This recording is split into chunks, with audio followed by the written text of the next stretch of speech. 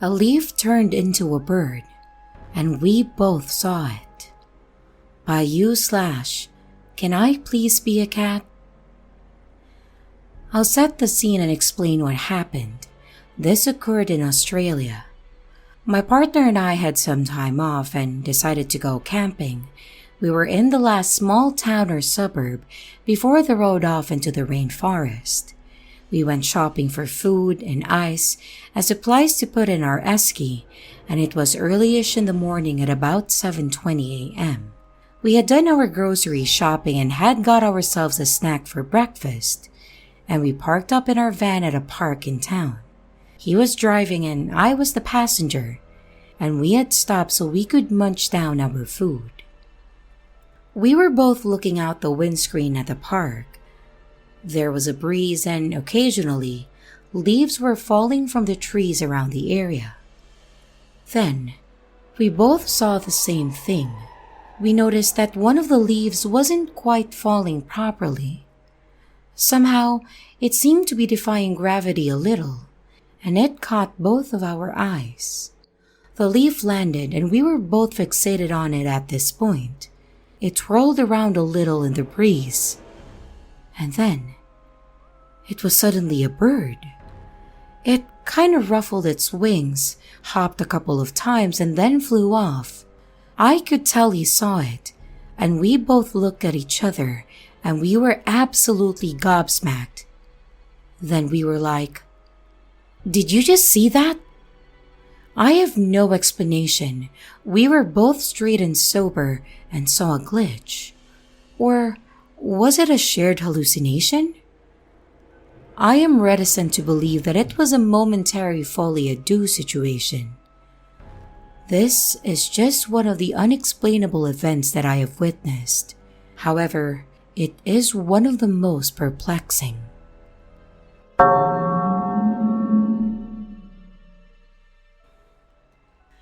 Disappearing Object Phenomenon by you/Cassandro. Okay, so my bedroom's TV remote is missing. My partner and I spent over an hour looking for it, and it doesn't leave the bed or side tables. We tore apart our room searching but with no luck. This one is weird because we haven't found it yet. We've looked everywhere it could possibly be, looked at other places that we could have maybe brought it on accident. I even checked my car because I went to grab something after being in my room in the afternoon.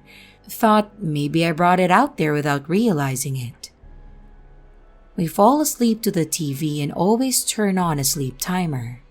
I remember I gave the remote to him to handle that last night because I was just really exhausted.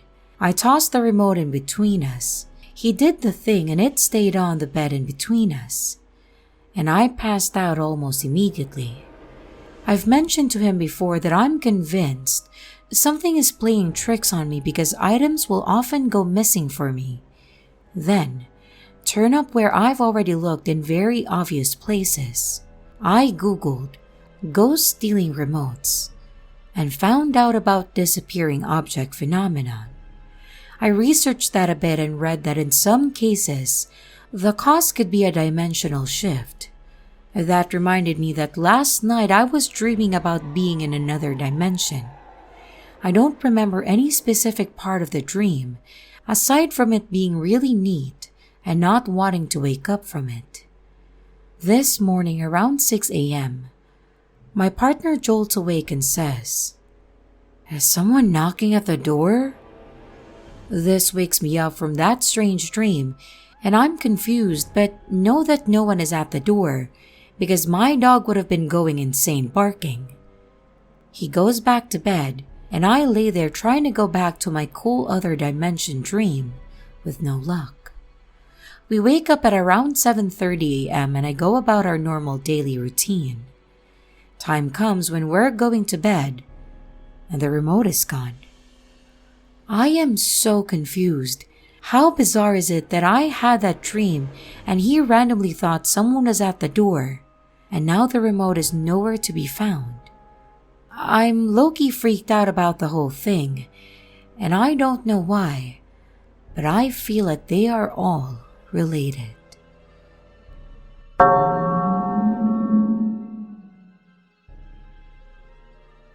Hallway heater logo that I've never seen before disappears the day after. By u/conscious front 7875. Hey everyone, I have a very interesting singular occurrence. Do note that I am a skeptic, although I am very open-minded and accept the possibility of some things existing or occurring outside of my or anyone else's understanding. In fact, I am very intrigued about Mandela effects and glitches happening, despite my skepticism, but that is enough about me. Yesterday, I was pondering around my hallway when I noticed something new, to say the least. On the rightmost side of my hallway heater, presumably dating from the 60s from when my apartment was built, I noticed something peering behind the green coat of paint that I've never seen before. And obviously, I have been through my hallway many times before. In large blocky capital font read, Holly. I found this amusing since I have a character named Holly. I planned to take a picture, but I had a ton of academic work to do and eventually forgot. Today, I went searching for the logo again, and lo and behold, it wasn't there. Not even a trace. Where it was smoothed over paint like there has been for years, not even an indentation. I told my mom and even she had no idea what I was talking about. I searched online, but I couldn't find anything matching what I saw. So I just thought that I'd share this here, since I find it interesting.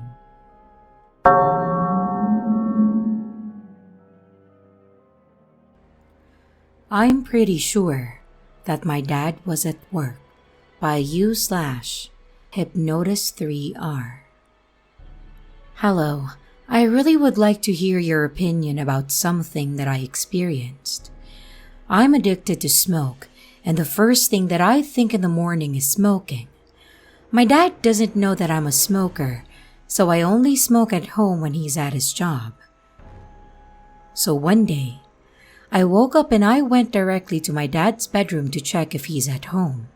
His and my doors are always open because our cat sleeps with us, and his bed was empty and didn't tidy up, so I did it for him. So I went to the kitchen and smoked, and we laughed with my mom while we were watching the cat. My mom went to the living room, and I was left all alone. I heard footsteps coming to the kitchen, and I thought that I should put down the cigarette because my brother doesn't like that I am smoking. He always criticizes me for it. I opened the sink, extinguished the cigar, and then put it in the trash. But then, my dad said, "Good morning." I was so surprised because, as I said, I thought that he already left. He said he took the day off and was watching TV in his room. So, does this count as a glitch? It never happened to me before. I am 100% sure that he was not there because I checked to not get caught, and I tidied up his bed.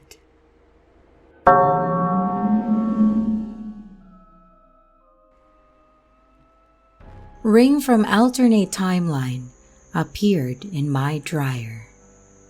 By u/Millennium Falcor. A little over a decade ago, I was married to a man, and in the throes of a struggle with anorexia, which in hindsight, I think was inflamed by my inability or refusal to look at the fact that I'm gay. Needing to believe that staying in my marriage was the right thing to do, I began obsessing over a very specific and unusual ring that I wanted for a vow renewal. I hadn't gotten a ring the first time. This was a quantum or fantasy cut mystic topaz in white gold. That's important. And just to stress the point of how strange a ring it was, I used to work in fine jewelry, and have never saw one like it come through my store. Fast forward 10 or so years, past my reconciliation with my sexual orientation, my coming out, my recovery from anorexia, and marrying a woman to June of last year. I was preparing to go on a camping trip with my wife and 2 friends, and I was getting a couple of loads of laundry done before we had to leave. I heard something rattling around the dryer, but naturally, I assumed it was a quarter or a button or something. When the cycle was done, I went to retrieve the clothes, and as soon as I opened the door, something fell onto the floor. A 3-carat quantum fantasy cut mystic topaz ring in 14K white gold. Incidentally, it's 3 sizes too small. I have turned this around in my brain so many times, examining it from every possible angle. The specificity of it is something that I've never been able to get over. This is the kind of ring you have made custom, and it fell out of my fucking dryer. It wasn't until today that it struck me. Could this have belonged to me in another timeline? One in which I never left my ex-husband, never came out, and never recovered. One in which I continued losing weight, had the vow renewal, and would need this very specific ring to be 3 sizes smaller than the size that I wear here and now. Though, my wife thoroughly believes it to be pure coincidence, I can't accept that. It's just too weird. My wife did not know about the ring, or at least it's very unlikely. To my recollection, I never mentioned it to her. It was tied to another life with another partner and a very painful time, which I didn't even really like thinking about, let alone discussing. I myself had put it out of my mind, and it wasn't until I found it that all those pictures that I'd saved to my old computer came rushing back to me. My wife and I wear the same ring size, also shoe size, so it's unlikely that she would have mistakenly bought or ordered, given how unusual the ring is, such a small size. In case anyone is wondering, the ring is a 5.25, and my wife and I wear an 8.5. We also don't have the kind of money to make such purchases. My wife does not believe in manifestation and is one of the most honest and authentic people that I have ever known, so I can't imagine she would lie about not recognizing it. I don't know what she would stand to gain. It's extremely unlikely that my ex purchased the ring for me before we split up and could not have been hidden in my clothes, only to come loose from a pocket after this years. My ex was not a gift giver. I think the only gift he has ever bought me was a paperback book for one birthday. He was not a fan of the idea of a vow renewal, and I think the idea was largely an obsession or personal fantasy to distract me from the internal crisis that I was avoiding. Further, my style and size have changed dramatically since he and I were together.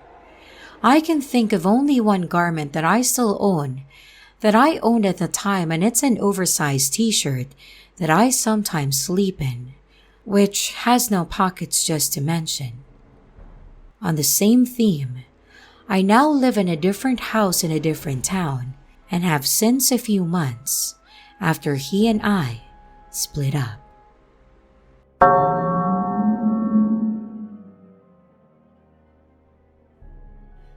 How I accidentally jumped into a different universe to avoid dying, by u/Meta Mara Redbird.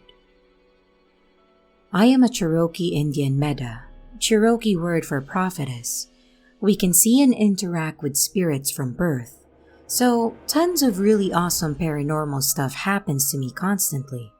I always say that I am so sad for people that don't believe in the true blue magic of life and reality, because it's as if they can only get to see life in black and white. Sad that I'm sure some people won't even believe this, and that breaks my heart. But I swear on my daughter and the spirits that this is 100% true and not one bit exaggerated. Anywho, I was around 16 and was with my first ever love, who unfortunately wasn't the greatest influence, and also my cousin. We were getting a ride home from my ex's best friend. It was also my cousin's boyfriend, and he was on a lot of Xanax. We were weed smokers but nothing else, as I've always been a good girl. It was very late at night, and we didn't want to bother our parents to drive an hour out to us just to pick us up. Besides, me being a meda, we know the spirits always have our backs. He kept on slamming on the brakes thinking it was the clutch, which was so annoying. But the worst was when he would completely fall asleep at the wheel and we had to scream at him to wake him up. We were all in the back seat because my cousin was fighting with him bad because he took Xanax again after promising not to, and that's why none of us could grab the wheel. Well, fast forward and we were on the interstate, and he is flying. We kept asking him to slow down, which he does, but then being on Xanax, forgets and then speeds up again. One time, he sped up so fast and fell asleep at the wheel right as a massive curve in the road happens, and of course, our screams were to no avail. My ex started punching him, also to no avail. So we just screamed and braced for impact as soon as we saw that the car was inches from the concrete wall. And as we braced, we either closed our eyes or covered our faces and screamed in terror, to then realize that nothing happened.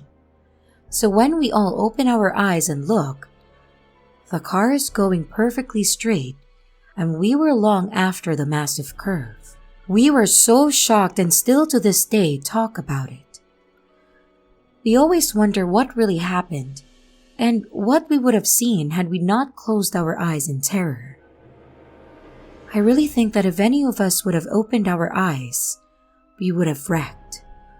I love to study a lot of quantum physics, and I think the whole wave/particle thing applies here. Only, when not observing can the particle become a wave and act spooky.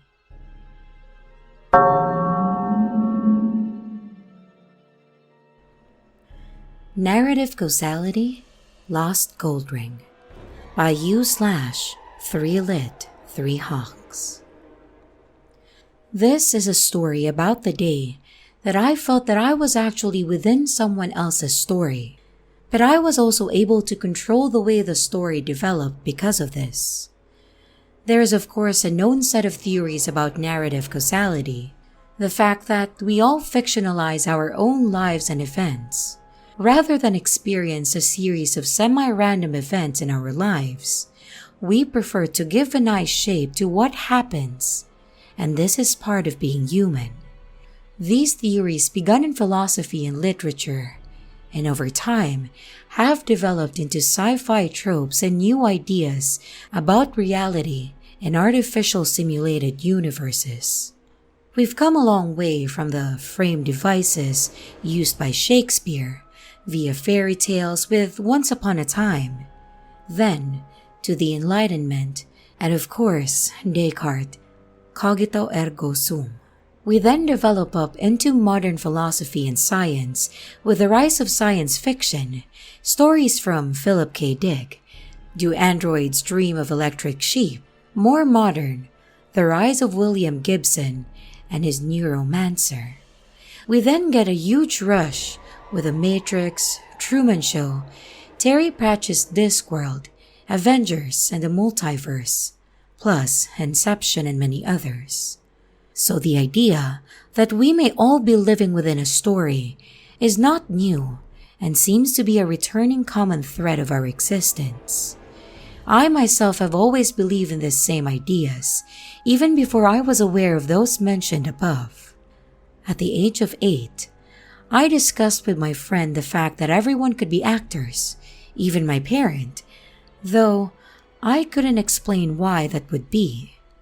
I also discussed with him the idea that we could just be brains in tanks, and perhaps experiencing all this virtually long before VR and computers. It's interesting that I read at that time about the Native American Indians who had an idea that we may be a dream in a god's mind, and if he wakes up, then we blink out of existence. So clearly, these were all very powerful ideas that I recognized at such a young age. As you may tell from this story, I went on to study such ideas at university and so have a good understanding of such ideas. Mixed with this, I have also studied Kabbalah, magic, and the ideas associated with the occult. One of the key threads in the most magical systems is that you are able to undertake a series of rituals which enable you to place some level of control or will on the actual universe. This is in effect writing your own story, or reality, if you like an idea as promulgated by Timothy Leary. All this preamble is to show that I am someone who is well aware of these ideas and should recognize if I am within a story or surrounded by it. So, the lead into this story is that my brother-in-law lost his wedding ring on the beach playing volleyball. This is in Cornwall, and the beach is small. He actually saw the ring fly off as he hit the ball. Sadly, he tried to get his wife and 2 daughters to help him search. First of all, his wife took the loss of the ring as a bad omen for the marriage, and then blamed him for losing it. Secondly, they messed up the search area, ran around and generally made a mess, and didn't find anything. Worse still, they didn't record the area, where it exactly was lost or any way to precisely recall the spot. When you want to recover any item like this, making sure you know as near as possible to get the lost spot so you can then initiate a decent search. Anyway, they didn't do this, and they also didn't find it. Luckily, the beach is small there. Also, the water doesn't come that high up, so a good chance that the ring was still there.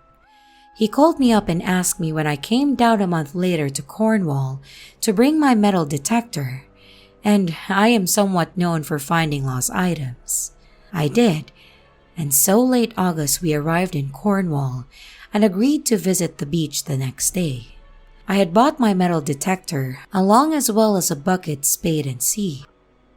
You see, part of searching is also making sure you check the sand you move, and sieving can be as helpful as metal detecting, and sometimes even more so. We started early the next day and my family, wife and 2 sons, met up with my brother-in-law, his wife, and their 2 daughters. We started off with high hopes, and he indicated the area where he thought it was, and we then added an extra 2 meters every side in all directions, so we had an area in which we could guarantee the ring was. We then started searching first with much gusto and enthusiasm, everyone helping and working our way up and down, and also sieving the sand. Our spirits were high and it was a lovely day. There was some argument between his wife, who told us that if the ring was not found, she felt the marriage was over and it was an omen. Also, his daughter said he was looking in the wrong place but couldn't tell us where the right place was.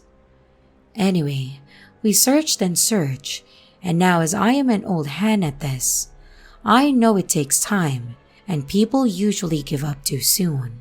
As I explained, the whole thing is this: all we have to do is ensure that the ring is within 40 centimeters of the metal detector and we will find it. Luckily, this beach was lovely soft sand and there was absolutely no false signals. Usually there was in fact no ring pulls, nails, iron, or tinfoil at all. Anyway, we searched and sieved, and as time went by, one by one the others drifted off to play or go in the water and etc. Anyways, as time went on, we started to get worried, even me, My brother-in-law said to my son, "It's sad because you will always look back at this day as the day that you tried to find your uncle's wedding ring and failed." His wife then chopped in, "No, it's the day that you didn't find the ring and your uncle got divorced." So it was clear as day that even on this day, people there were aware of the story and the moment and were already fictionalizing what we would refer to this story as. This became increasingly powerful as time went on, as most of us had thought we might find the ring. And as time went, we realized it was less likely. We even got to the point where I was going to pack up and decided after searching the area twice that we wouldn't find it. I was sad, given the way that this looked like we faced failure in the face. I thought, in such stories, what you do is try one last mad roll of the dice, right? You try something crazy, and in stories, that works and we seem to be in a real story mode at that moment. So, I said the following very deliberately.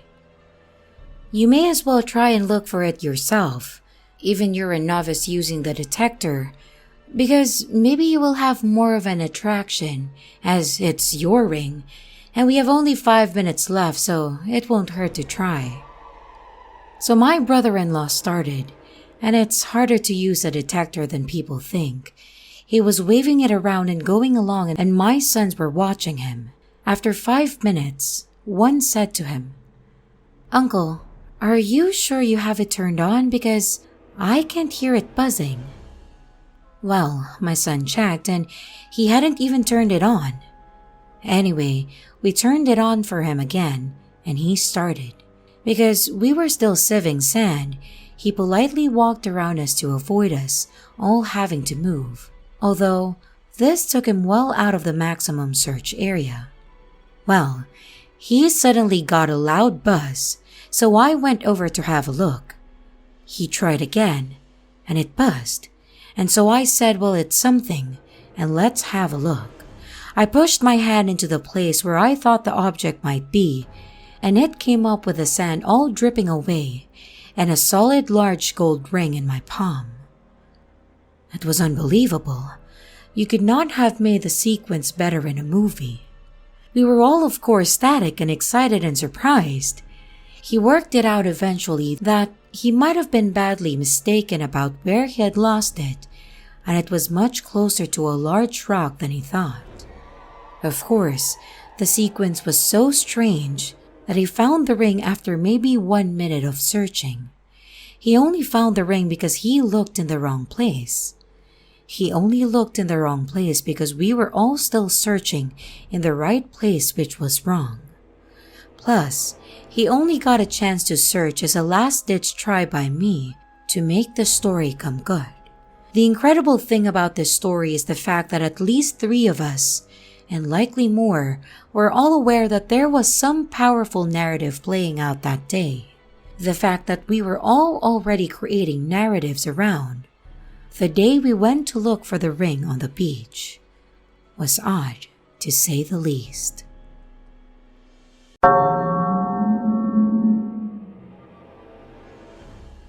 A Glitch at the Park, translated by J. Nightmares. This happened when I went to a theme park in Nagasaki with 3 friends. The sun set in the blink of an eye, and we were having a great time, riding on various attractions, eating, and enjoying the illumination lights. It had rained and it was a little damp, but overall, it was great. We moved towards an attraction inside a palace, and there was a huge line of people waiting to get in. Since I guess we would be waiting for a while, I took the chance to go to the bathroom, and when I came back, I couldn't find my friends anywhere since the line of people seemed to have doubled. I called one of my friends, and they answered straight away. "Sorry, where are you guys?" I heard my friend's side of the call, and it sounded really noisy, like they were in a crowd of people. "Can you raise your arm so we can see you?" I asked. "Yes, come find us." she replied through the intermittent static. I hung up, and I tried to find a bit of free space in the crowd to make it easier for my friends to find me. However, I didn't see any of my friends or any arms up in the air. I gave them a call back and said, "Hey, sorry, I can't find you yet. Have you still got your arm up?" There in the crowd, I saw an arm raise up. I pushed through the crowd to get to them, but when I reached the place I thought they were, I couldn't find them. Someone else had their arm up. I was about to call them back when I saw someone with their arm up in the small grove of trees behind the crowd. I wondered as I grew closer to them on why they had chosen such a strange place to wait for me. I saw my 3 friends beckoning to me in the wooded area. I started to speed up to reach them since they were receding into the tree line. And just as I was about to start jogging, I felt a hand land on my shoulder. "Where are you going?" one of my friends asked. "Where have you been?" she asked. I didn't know what was happening. They had just been waving me over to the trees, yet now they were in front of me. I turned back to the trees and there was no one there. I told my friends about what I had just experienced, and I pointed out that I have even spoken with one of them over the phone. But they just stared at me confused and showed me their call history. If I hadn't spoken with any of them, then who did I speak to? And who were the people calling me into the woods? I was so confused, I couldn't enjoy the rest of our time at the theme park. I couldn't get what had just happened out of my head. Since the park was so big, we decided to take a boat ride back to the entrance. Taking in some of the illumination and scenery should have calmed me down a bit. But it didn't. Something else happened. As we were down the canal in our boat, there was a bridge up ahead, and there were 4 figures stood on the bridge. I can remember it so clearly. I saw all 4 of us on that bridge. I couldn't believe what I was seeing. I turned to my friends to see if they were shocked as I was, but it was as if they couldn't see them. I looked back at them on the bridge. This time, I couldn't turn away. I felt as if I was frozen in time. Those doppelgangers stared back at me and grinned. Our boat went under the bridge, and I turned to get another look at them, but when we came out the other side, they had disappeared. I have no idea if this was some sort of glitch in the Matrix, or if I was looking into a parallel universe or something. I just remember how horrifying the whole experience was to me. It was uncanny, and I often see those doppelgangers when I shut my eyes. Was something calling me? I will update if anything else happens.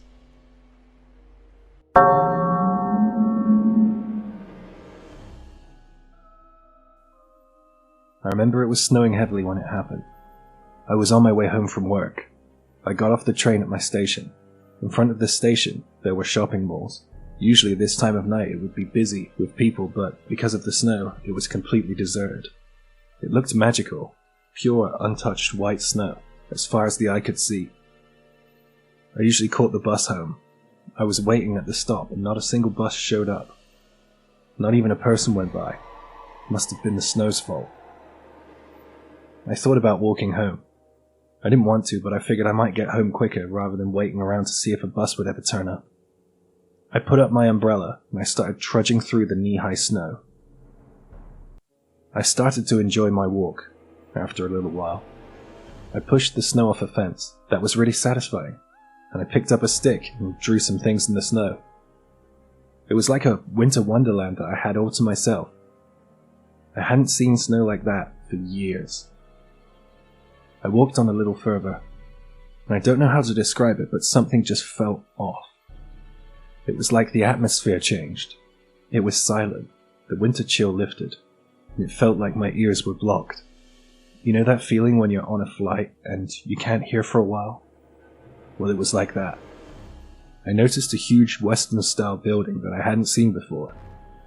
I was sure I was walking in the right direction, in a straight line back home, a route that I was more than familiar with. Why was this building here? Was it built recently? I wondered. I ignored it, and kept walking through the snow.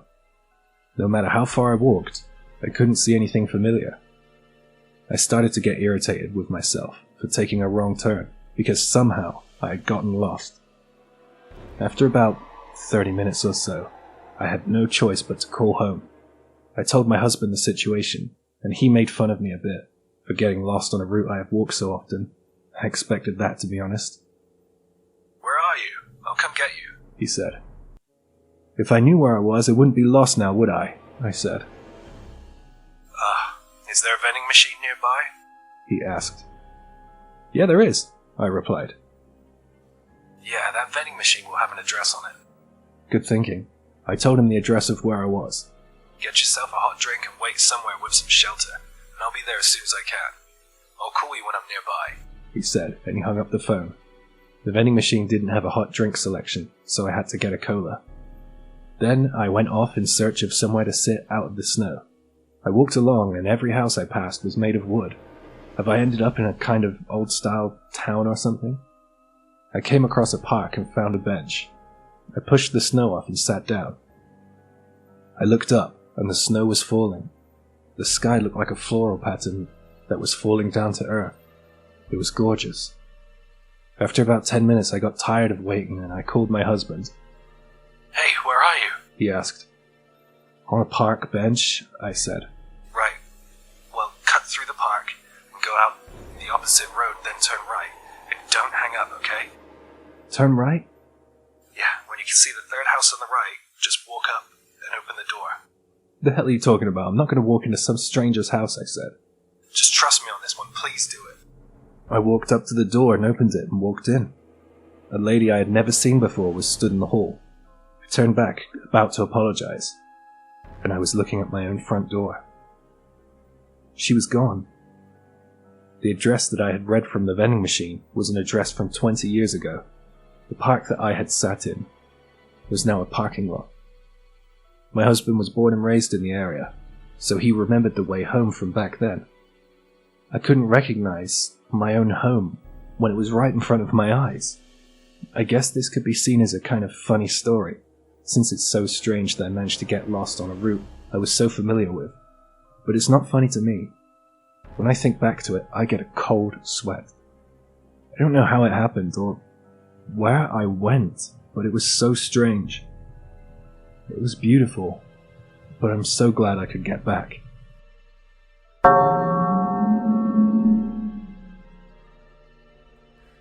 Ghost or glitch? Locked out by a strange sleeping bag figure in the mountains. By u/Cocoa Leaves. So a couple years ago, I went on a hiking trip to a mountain in East Africa with some friends and guides. After reaching the peak in the morning, it took us all day to get halfway back down, so we stopped for a camp at nearly midnight. I was sharing the room with a friend and a guide who had broken a leg and was brought in on a stretcher and was laying on her bed. There were 3 beds positioned, left, center, right, and the guide was on the right bed. My friend and I left to freshen up, leaving the guide half asleep on her bed. Upon our return, we find out that our cabin door is locked, which was broken earlier. The guide had shifted to the center of the bed, and there was someone else sleeping in her bed, huddled in a pink sleeping bag. We could actually see through the window. We knocked, and no response. We kept knocking for the next 2 hours, pausing to take a walk and look for help in between. And it was midnight, so no one was really around. And still, nothing. They were both like logs.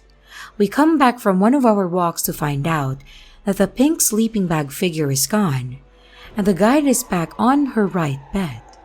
We knocked and yelled, and this time, she woke up, annoyed, and telling us to get in already. We tried the door and it was unlocked. We checked and the lock was broken. We asked her who the other person was, and she had no idea what we were talking about. She said that she never even moved an inch. Even when we asked in the morning, she didn't recall a thing. What do I make of this?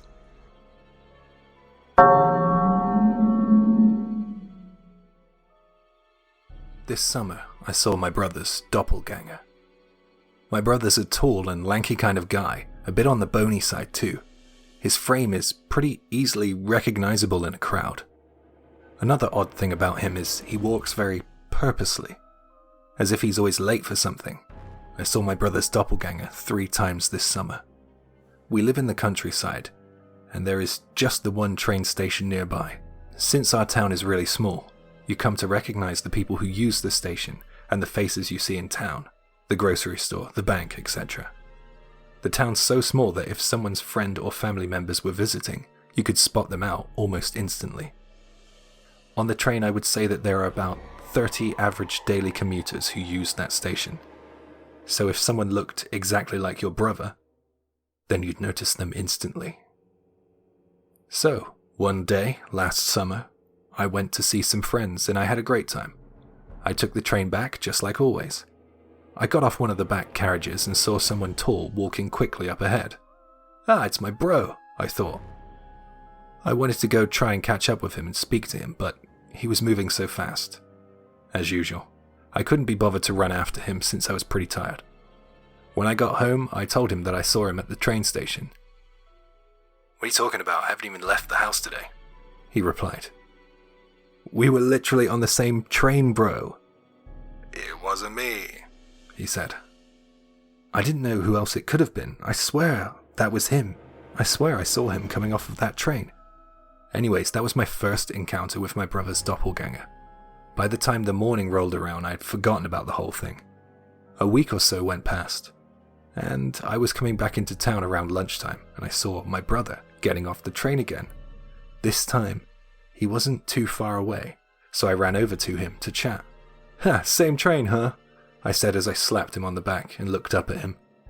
As soon as I slapped him on the back, I felt an intense feeling of unease, like a needle skipping on a record. Something so instantly noticeable as out of place occurred. My discomfort turned to absolute conviction when our eyes met. Even though it looked 100% like him, I knew that it wasn't my brother. I apologized and scarpered off in the direction of home. This is where things get weird and harder to explain. I can't clearly remember his face. This sounds so mad because he looks just like my brother, right? It's like there's a corrupted file in my memory. When I got home, my brother was there, and I looked at him and spoke with him. I didn't get the same uneasy feeling. I saw him again, the doppelganger, not my brother, at the station very soon after. I didn't approach this time, but I knew it was him. I was scared to approach him. It's crazy, it looks so much like my brother, yet I was scared of it. I actually stopped and let the doppelganger walk off. I didn't want it in my eye line. I felt really weird about the whole thing, so I spoke to my dad about it. And to my surprise, he said that he had seen the doppelganger too. He said he had also saw it leaving the train station. During that summer, I felt as if it was some kind of never-ending loop. My dad saw it one more time after this, and he said that instead of walking into town, it was walking towards the woods. After that, we never saw it again. It really makes you think, is there someone out there that looks just like you but is so inherently not you that it's noticeable to others? I find this very disturbing. I think the reason why this troubles me so much was the fact that it was in our neighborhood for such a brief time and seemingly didn't create any issues here. But it must have been here for a reason, right? It torments me that I didn't do more when I saw my brother's doppelganger. Nothing happened yet, but I feel like there's a storm brewing.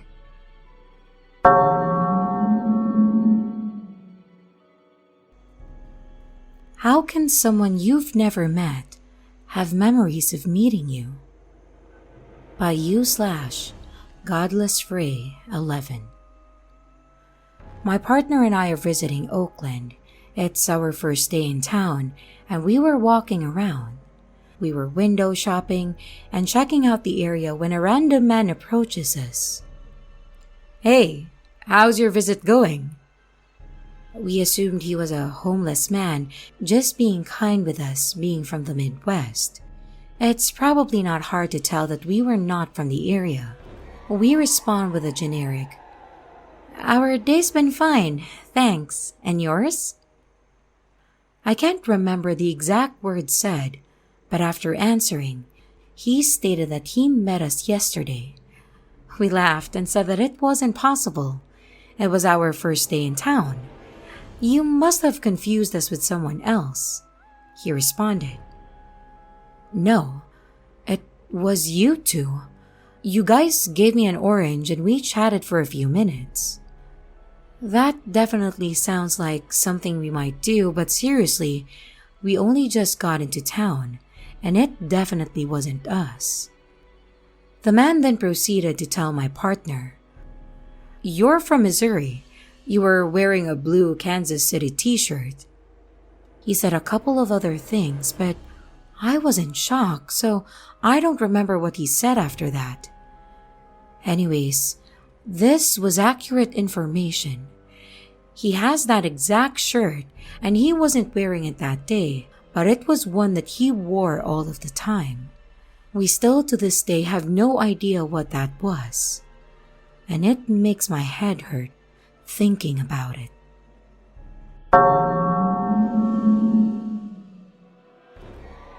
This happened when I started living alone. Not long after I had just moved in. I think it must have been the first week. I found out that my new apartment was in the path of an oncoming typhoon. That night I had gotten off to sleep all right, but I awoke in the middle of the night to hear the sound of wind and rain lashing my windows. It was so loud. I just couldn't get back to sleep. I was lying there in bed, thinking about nothing in particular, when I heard. It was coming from the front door. It was the doorbell. Who the hell would be ringing the doorbell of my new apartment? I asked myself. I crept downstairs and I took a look through the peephole. There was a person out there. I was freaked out, but I asked, "Who is it?" I could hear the fear in my voice. "Hey, it's me, man." It was my friend. Literally, my best friend. He was one of the only ones who knew my address. "Why didn't you just tell me you were coming over, man? It's like the middle of the night," I said through the door. I tried to get a look at him, but it was dark and he had his hat pulled down. That didn't matter because we were friends. I mean, it was a little weird, but I've known him for years. "Hey, you really did well to get here in this storm, dude," I called out as I started to unlock the door. That was the moment that something dawned on me. Best friend or not, why was he out here, barely talking, and how did he make it here? I could still hear the ferocity of the typhoon against the door. Another odd thing, he didn't have a driver's license. Even if he somehow caught a bus, he would have had to walk for a long while. There were no bus stops nearby. I didn't know the area all that well, but it seemed a bit too late for buses. Besides, who turns up in the middle of the night, during a storm, unannounced? These were all red flags, and I didn't like them. What the hell was this? I brought my eye closer to the peephole. "Hey, bud, how did you get here?" I asked cautiously. We fell into an awkward silence while the typhoon raged on. I brought my eye closer to the peephole. I wanted to catch a closer look at him. His skin was disturbingly pale. It reminded me of a waxwork skin. His eyes flitted back and forth, as if they were remote controlled. That wasn't my friend. I wasn't even sure that was a human. It was pretending, whatever it was. I didn't let on that I was scared, but I was petrified. I watched that thing out there, which looked like my best friend, stand there and smile inanely, occasionally twitching at the corners of its lips. I had to get away from the door once I saw that. I went into another room and I tried my best to compose myself. I tried to think about what to do next. All the while, that friend thing repeated the same line it delivered earlier, as if it was all it knew. Like it was an actor practicing its lines. "Hey, it's me, man." I called my friend, the one it was impersonating. He said that it wasn't him. I knew it wasn't him, but I just had to be 100% sure. That thing was very convincing.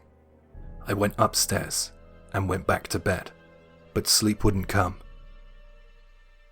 I didn't know how long that thing stayed outside my door, but I heard it occasionally repeating its line. "Hey, it's me, man."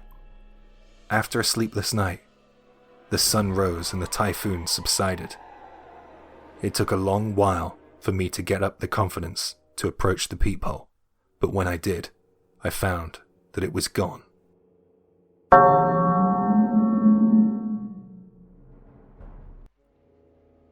Missing Time in the Abandoned House. Translated by J. Nightmares. About a 30-minute walk from my apartment, there is an old abandoned Japanese-style house. I am quite familiar with this building. On my route to and from high school, when I'm in the mood for a change of scenery, I pass the house. The abandoned house has been there for ages, and there's no nameplate on the house. The garden is overgrown with weeds, and the garage is wide open that you can see that it's filled to the roof with all sorts of garbage. It's a 2-story building.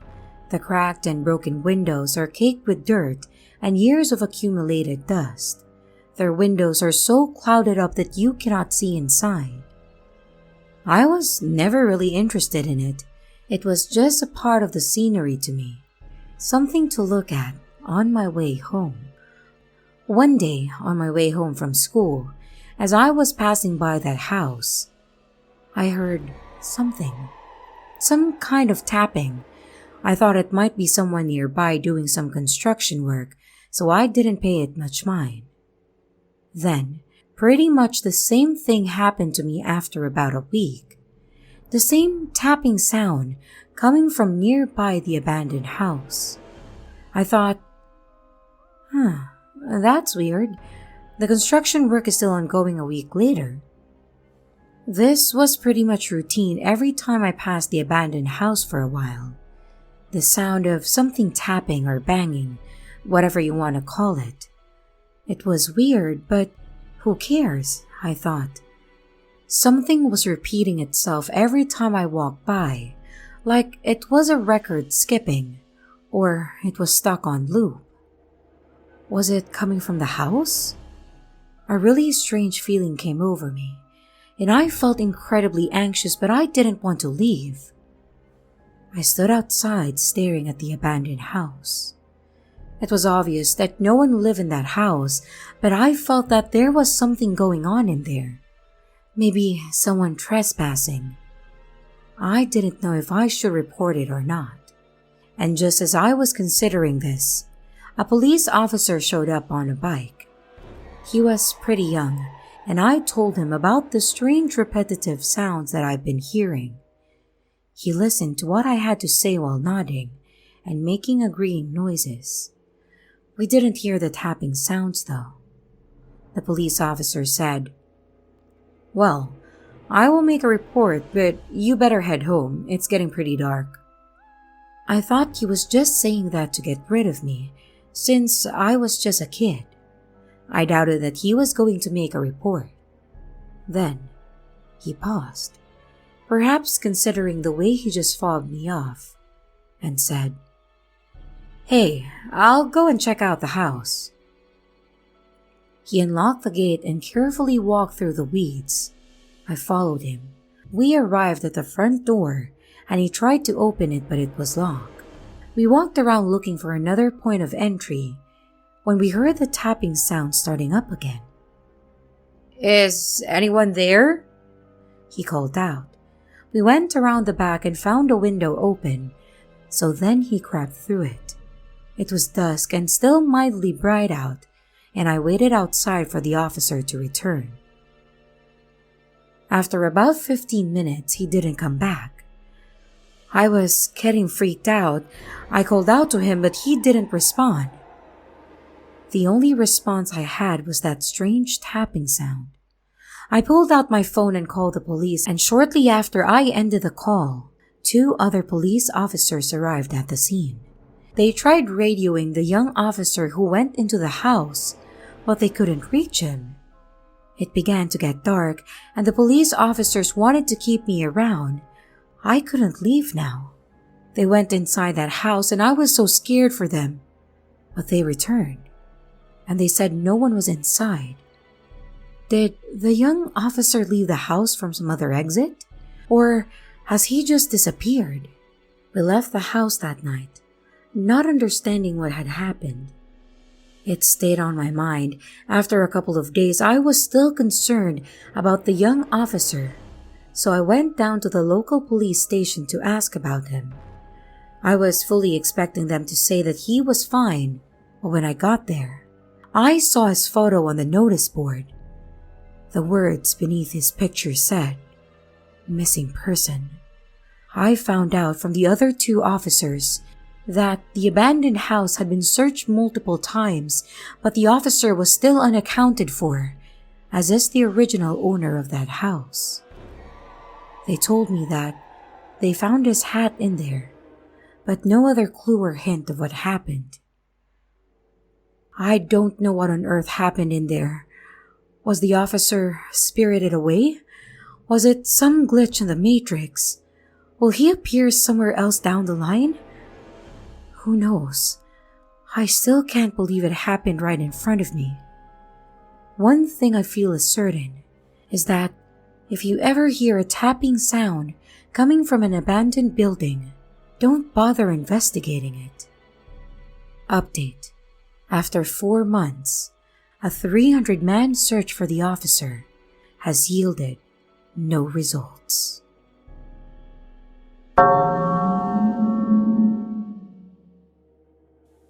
This happened when I was 24. It was a truly frightening experience. I'm a female, and back in those days I was working in an office. I was living alone in an apartment block. All I used to do was go to work, then come home. Life moved in a monotonous cycle. One day, as I was passing by the front of my local train station, a man called out to me. He was wearing a suit. He looked to be a real ladies' man. It broke up the routine of my mundane life. It was so refreshing to be hit on. Since I had nothing better to do that day, I decided to accept his invitation to go for a drink. But I reminded him that it would just be a drink and nothing more. He was a little older than me. I'd say about 3 years or so. We got on like a house on fire, so after a few dates, he offered me a relationship, and we became a couple. He was very witty and really fun to be around. It was about 2 months into our relationship, and it was the first time I invited him over to spend the night. I bought some alcohol and some snacks since it was a Friday, and I was eagerly awaiting his arrival. We set a time for him to come over, and that time had passed. He hadn't texted to say he was running late or anything. Strange. 1 hour passed, then another, and before long, it was night. I looked out the window into the night sky, wondering what had happened. An abrupt knocking sound came at the door. It was loud enough to make me jump. I wondered if this could be a courier or something. I remembered that I hadn't ordered anything there. Rarely people come to the door without being buzzed into the building. It was weird.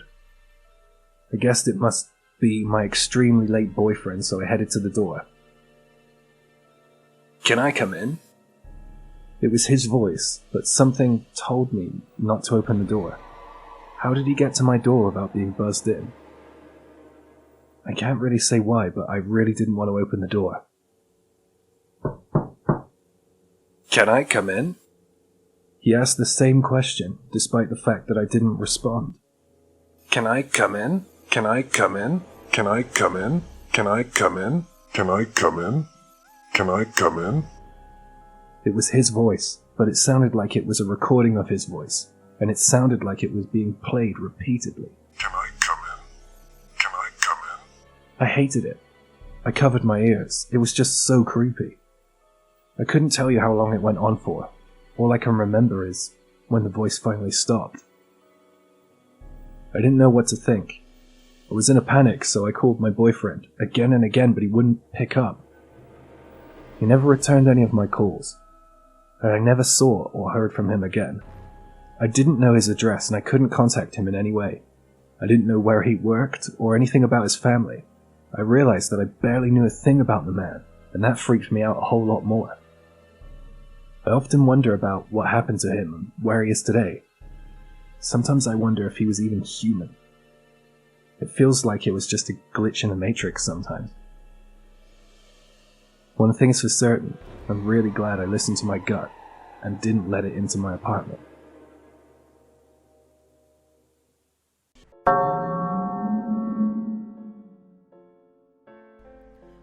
My maternal grandmother passed away in January. My mom was very close to her, but I wasn't. She lived far away and I hadn't seen her since I was 13. When my mom went to gather some of her possessions, she brought me a shirt. A very distinct shirt. A small, petite-sized blouse, white with blue stripes and blue floral patterns. Croft & Barrow brand, and I have had it in my possession for months. I was at my mom's house doing laundry yesterday, and I have 2 laundry baskets, a wicker small basket, and a large white hamper. I laundered the clothes in the white hamper first, and when I was folding the first loads of clothes, the first shirt that I took from the dryer was my grandma's shirt. I then folded it and put it at the bottom of the white hamper and moved on. I then did 2 more loads of laundry that day. The next load of clothes, I was checking them to see if they were dry, and I saw my grandma's shirt in there. It's a very distinct shirt compared to the rest of my clothes, and I don't do a lot of stripes, and I don't own another blouse. I was confused because I thought that I had just folded it, but figured that I was being forgetful. But the tag looked different. The brand said something else, but I figured maybe I was misremembering the brand. I was then asking myself, did my mom put this shirt in here? Did she give me 2 similar shirts? So I restart the dryer and let them go longer.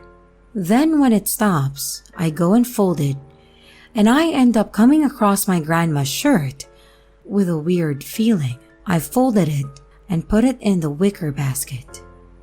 Today I'm putting away all my laundry, and I emptied the white hamper first, and at the bottom is my grandma's shirt, Croft & Barrow, S/P size, and at this point, I'm really confused. I move on to the wicker basket, no similar shirt in there whatsoever, and I just feel so weird and confused about it. What the hell happened? The day after she passed, I was very upset. I wanted to be alone, and so I went to a creek, and I ended up finding 10 heart-shaped rocks in one spot. But yeah, that's my story. Not super dramatic, but what do you all think?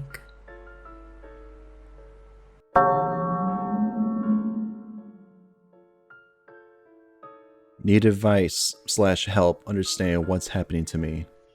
Posted by Scooby Dooby Effin' Do. I apologize in advance if this comes across as rambling. I'm just at my wit's end and don't know what to do. It started a few months ago. I would put something down and walk away and come back a few moments later, and it wouldn't be there. It wouldn't either be in completely different places or would just seamlessly to exist. I chalk it up to sleep deprived. My partner and I both work nights, and absent-mindedly doing things or misremembering in general. Then it got weirder. I was getting ready to date night and wanted to take a shower, but couldn't find my shaving cream anywhere. My shaving cream bottle is all white with a purple cap. I own nothing that looks similar to it in any way, and neither does my partner. He helped me search in our small bathroom for over an hour trying to find it, pulling everything out of the linen closet in the bathroom, checking every sink drawer, and even the cabinet under the sink. We couldn't find it anywhere. After putting everything away and returning the counter around the sink to normal, I was confused, but thought maybe I run out and forgotten I had used the last of it. My partner leaves the bathroom, closing the door behind him. As I hop into the shower, after 20 minutes, I finished up and got out, only to find the shaving cream sitting in the middle of our pink sink. I called for my partner, and he was just as confused as I was. We argued a few minutes back because I thought he was just messing with me, but he was insistent he hasn't snuck back in during my shower to place it in the sink, and was genuinely upset I thought he would mess with me like that. I apologized and he moved on from it, but it still bothered me when I would think about it. Fast a month and on Saturday, he heads to work like normal. I started to get hungry and I decided to make French toast. I get everything set up and ready, pulling out a plate and putting my slices of bread on it before whipping together the eggs and milk. Getting my pan and spatula ready, I pull the butter out of the fridge and place it on the counter next to the plate. Right before I turned the stove on, I felt nature called and headed to the bathroom to pee quickly before continuing. Our dog follows me and hangs out while I do my thing, and no more than 2 minutes later, I'm back in the kitchen, turning the stove on. I turn to grab the butter off the counter, and it is just gone. Not there. I try not to jump to conclusion. I checked the fridge 7 times, checked the cabinet. I had gone to grab it out, what I needed to make the French toast. I even checked the trash can to see if I had accidentally tossed it out when I got rid of the eggshells. No sign of the missing butter. The cat has never stolen anything off the counter, but I figured it was a more rational explanation than the butter ceasing to exist. I went to see if she had smuggled it off, and found her sleeping on the couch, butter-free. I know the dog couldn't have taken it because she was with me the entire time. I was out of the kitchen. I freaked out a bit, started messaging my friends in the group chat about what was going on, and one of them FaceTimed me and to see if I wasn't seeing it. I ended up having a panic attack for after 30 minutes of searching over this call with no sign of butter. We retraced every step I had taken, and even looked in the bathroom to see if I brought it with me to pee. I cleaned up everything I had taken out and refused to go back to the kitchen after the fear of the butter reappearing somewhere I had searched that my friend confirmed was butterless. It's been days now, and I still haven't found the butter or even the wrapper to prove it existed. I tried to talk to my partner about it, and he thought it was just carbon monoxide poisoning. But we checked our detector and it's working normal, so it doesn't appear to be that. I feel like I'm going crazy.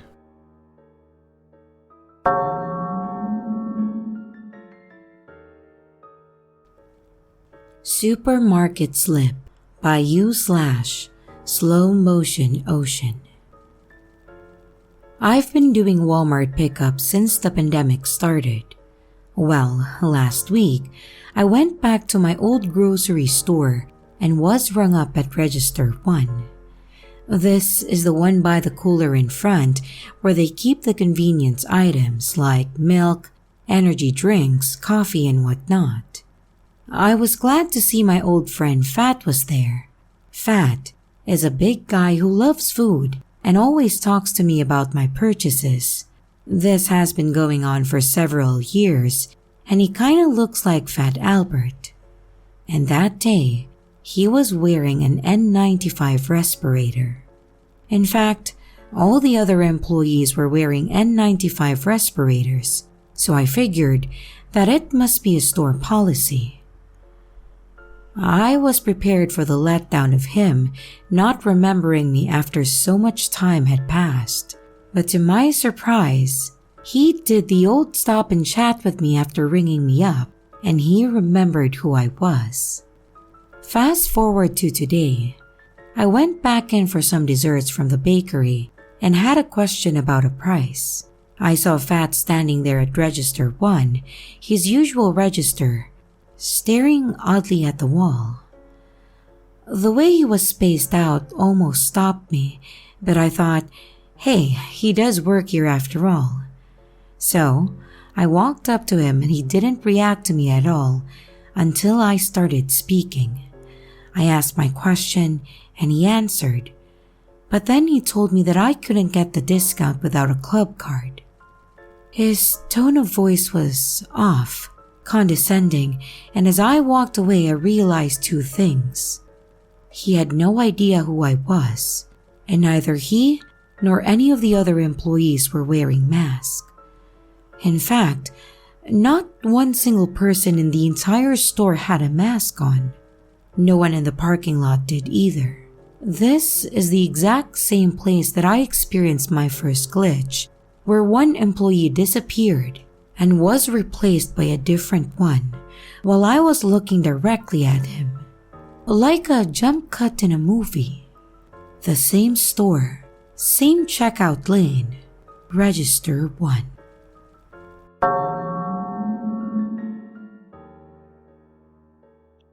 Red car in same parking spot suddenly instantaneously turns blue upon pulling out.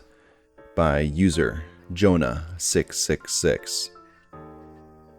For context, I go to the store a lot and I park in different spaces, whatever is more open and available. Always this small red car that's parked in the middle of this 3-space parking area. This morning, about a few hours ago, I went to the store and I actually was forced to park in a 3-space parking spot since the usual open lot was barricaded up for construction. So, the red car was parked in the middle as always. I went out, nobody was in the car, walked 15 feet into the store, was in there for about 2 minutes tops, and walked back to my car to proceed home. Well, here's the weird part. I get into my car and sanitize myself. I looked around 36 degrees. I looked around 36 degrees to make sure I'm clear before I back out and all that. I get into my car and sanitize myself. I looked around 360 degrees to make sure I'm clear before I pull out and all that. I looked and saw the red car on my right since I parked left of it, and nobody was in there, so okay, I get back out. I do my turn to shift my body and look over my shoulders. Suddenly, a blue car started backing out on my right side where the parking space is. I hit the brakes in complete confusion, and it was the same car model with its old look and all, except now it's blue and with the person driving. They didn't even acknowledge me or even know I was there.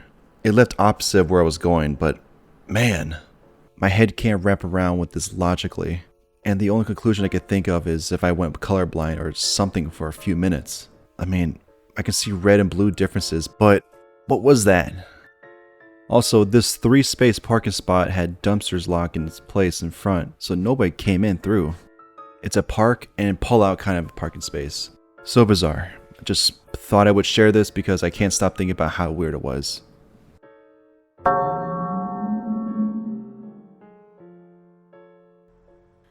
I saw my dead father driving a car. I was 11 at that time he died. When I was a kid, he would tell me that once I got taller, he would get me to play 8-ball pool with him. This never happened because he died before I was even 5'4". Fast forward to last Saturday night, I was playing 8-ball pool with my friends. At one moment, the memory of him telling me that once I got tall, he'd get me to play with him crossed my mind, and I sort of wished that we would have gotten the chance to play. I didn't pay much attention though. On our way back to our homes, being on foot, we were walking on the road but made room from cars to pass whenever they would approach us. Once we were about 3 blocks away from my house, I saw a car passing, with my father as the driver. I'm so sure it was him. I've seen his dead body, so he can't be alive, and even if he did, why would he be driving in our neighborhood? I almost screamed and I wanted to start running so as to catch the car, but I figured out that it would be pointless. I even thought of throwing my phone at the car so as to catch its attention. I kinda regret it now. I'm not sure why. Honestly, it's not like I miss him like hell and think of him 24/7, so I don't think my mind would make this up. Has anyone experienced anything similar?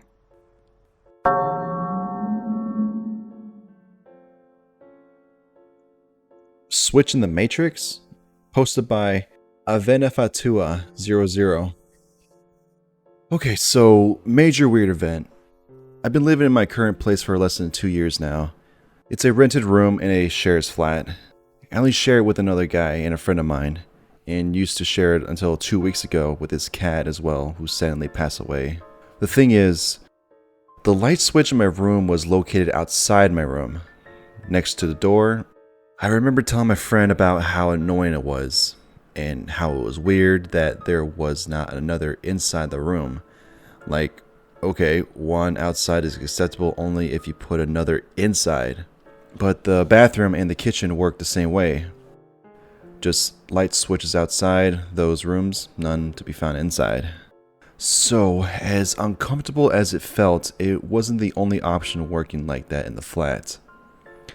I specifically had to add a couple of lamps inside my room in case I had to get some light without opening the door. Just in case I wanted to get some privacy, you know? So guess who's inside my room, looking at me, like if I was an absolute imbecile. Yes, that's right, the light switch. And there is not an extra one, no. The one outside my room next to the door was completely vanished. It's as if it just moved inside. I'm here sitting dumbfounded, staring to doubt my insanity. What if I've been hallucinating for almost 2 years? But it cannot be, because I remember talking explicitly about this with my friend more than once, and establishing the whole 2 lamps business because of it. I have no words. Something feels terribly off. Like, it didn't frighten me or left me extremely distraught, but just this feeling of low blood pressure and like its general feeling of everything around my house right now. Have been checking all the switches and have left and entered the place a couple of times as well. Maybe somehow I've been mistaken all this time, but that just sounds more crazy in my opinion than a glitch.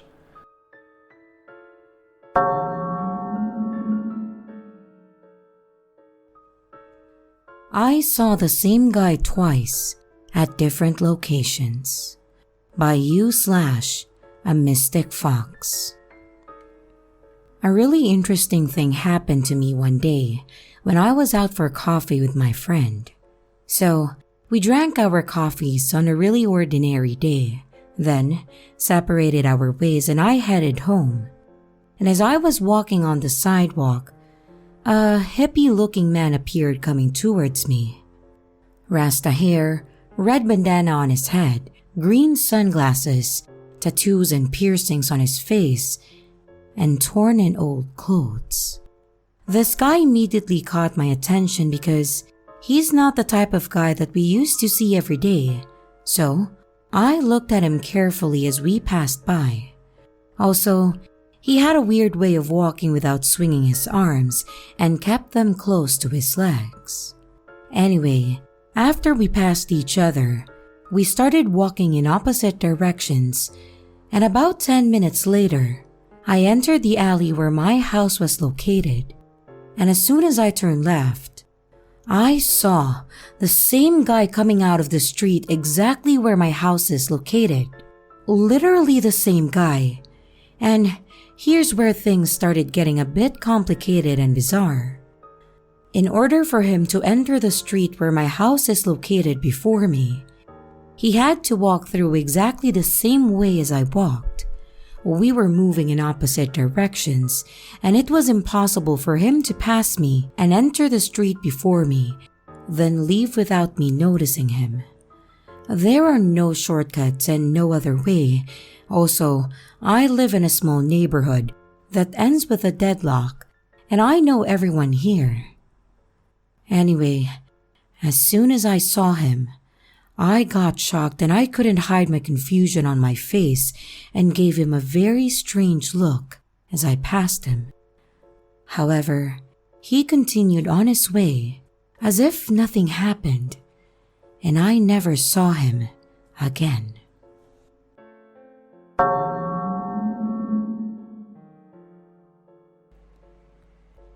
Sudden repeated matrix glitch experiences by you/Neptunema. This might be kind of long, but I just need to tell someone about this. There was one smallish event and one main event, with a couple smaller ones in between that I won't bother mentioning. It all started one day when I had just gotten home from being out, and as I opened the door to my bedroom, my mom told me to do my laundry. She was in her room, which is directly opposite of mine in the same hallway. I went into my room, grabbed the laundry basket, and walked out of my room towards the stairs. She was still in her room behind me, and I walked straight downstairs, never seeing or hearing anyone going in front of me. When I got to the laundry room, my mom was already there. I got confused and asked her when she got there, and she was equally as confused. She said that she had been there for several minutes at this point, and I told her, "No, you were just upstairs and told me to bring my laundry down. That was like 30 seconds ago and you never went in front of me." And she told me that it had been 10 minutes since that happened. I had never been that confused in my life. Then, something even stranger happened. One morning, I was about to take a shower. I made a pile of clothes that I needed to put on after I got out and dried off. I stood by my bedroom door and placed a sports bra on top of the pile. I distinctly remember doing this. I then looked back to my room before leaving and glanced at my bed, which is on the opposite side of the room before leaving. Aside from the blanket, nothing was on except my phone. I remember internally commenting on how clean it looked. I then went into the bathroom and placed the pile of clothes on the counter beside the wall outlet and a few bottles of hairspray or dry shampoo. And as I was in the shower, I heard a sound as if someone had entered the bathroom. Our curtain has a see-through part on the top, so I took a peek. No one was there. Both of the doors were still closed and locked. I brushed it off and finished showering. When I got out, I noticed that something had come unplugged from the wall outlet and one of the cans had fallen over. Although it was strange, it wasn't very notable. However, when I tried getting dressed, the sports bra was nowhere to be found. I looked everywhere. After giving up, I was a little bit creeped out. I went back to my room to get a new one, and there it was, on top of my bed. There was no way that could have been there. I clearly remember bringing the bra with me, and I know that my bed had nothing but my phone on it before. These both happened within a span of 2 or 3 days, and it's honestly creeping me out.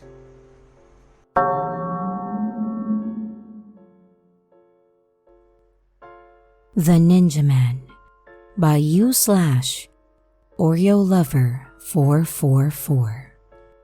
Cameron, Alex, and I just walked out of the boba shop after waiting in line for at least 30 minutes. As we sit there and sip on our little treat, I think to myself that there are so many people here.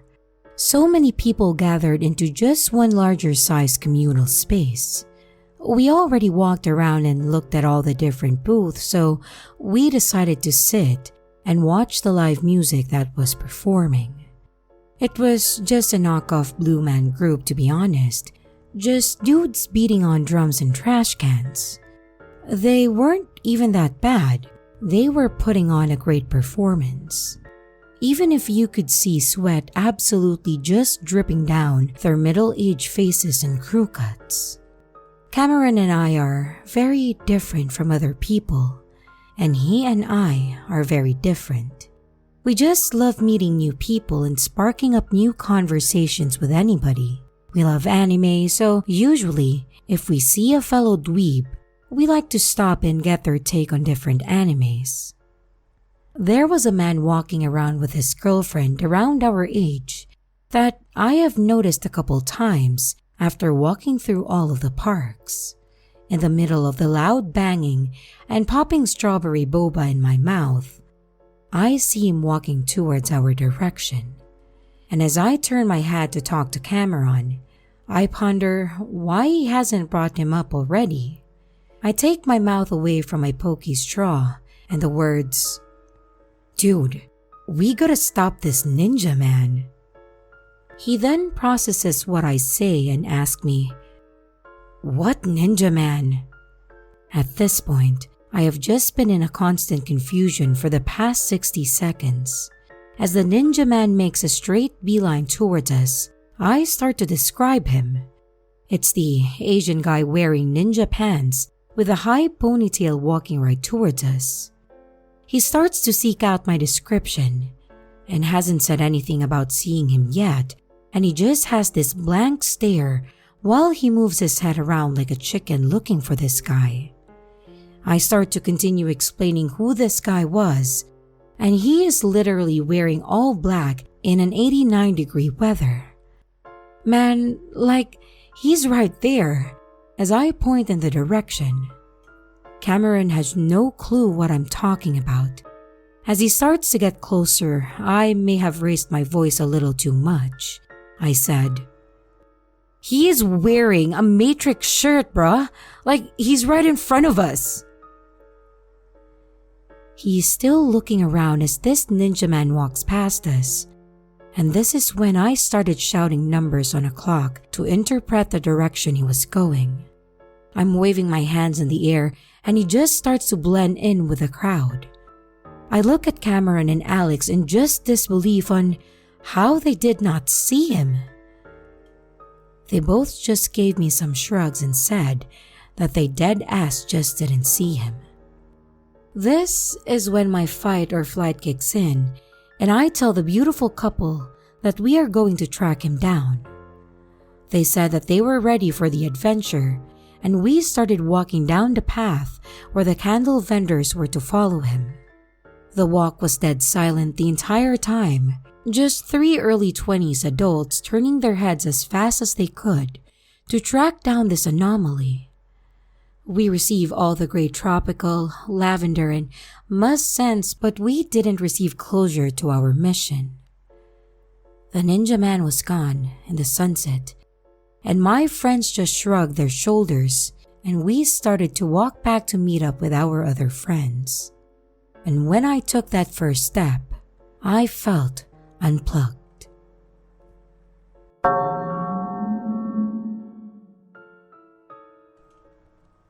Water Into. Story written by Rose. A couple of years ago, I was living with my former boyfriend for a little over a year at that time. I will preface this by saying that we had a motion sensor camera in the kitchen that was always on, filming the living room and stairs coming down from the bedrooms. I always sleep with a water bottle next to me.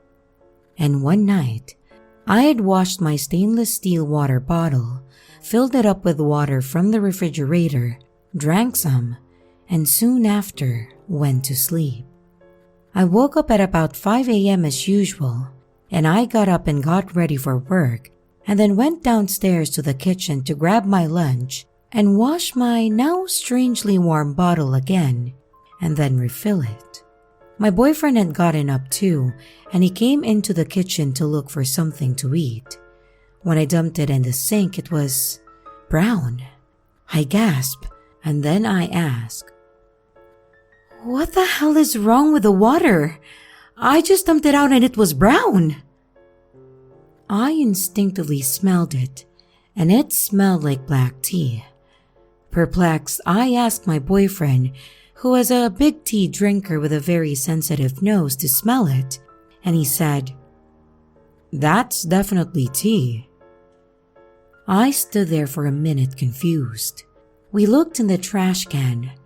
No tea bags, and nothing on the counters or anywhere else either. I looked into the cabinet where we kept the tea, and there was no black tea and nothing out of sorts. We then checked the camera. No sleepwalking, nor anything else fishy. Another thing is, I have never put anything besides water in it. So, how did that happen? My water apparently turned itself into tea while I was asleep. What a bizarre glitch. Side note, I asked my boyfriend if he was playing a prank on me, and he swore that he didn't.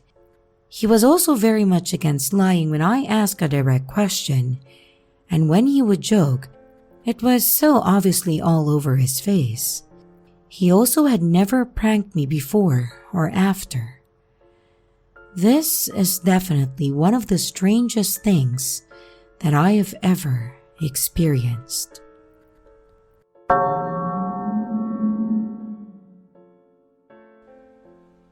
Story by you/almost jaded. So my wife died years ago, and every Sunday I smell her perfume.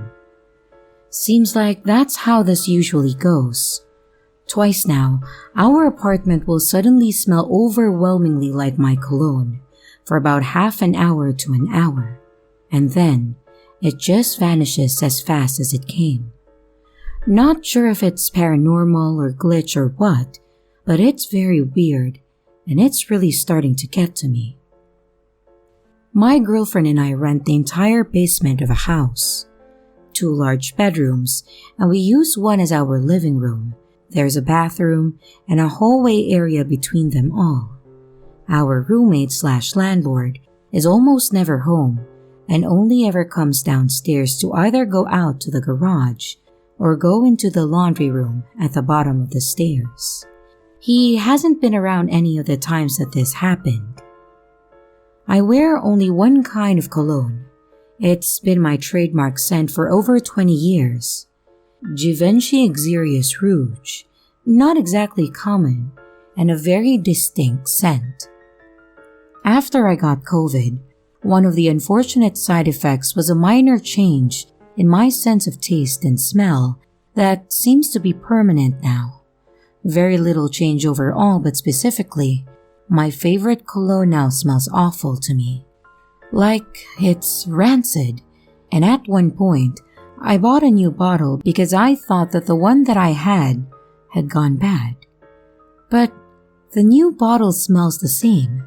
Everyone else around me says it's still the same scent, so I keep it around because the women in my life love it.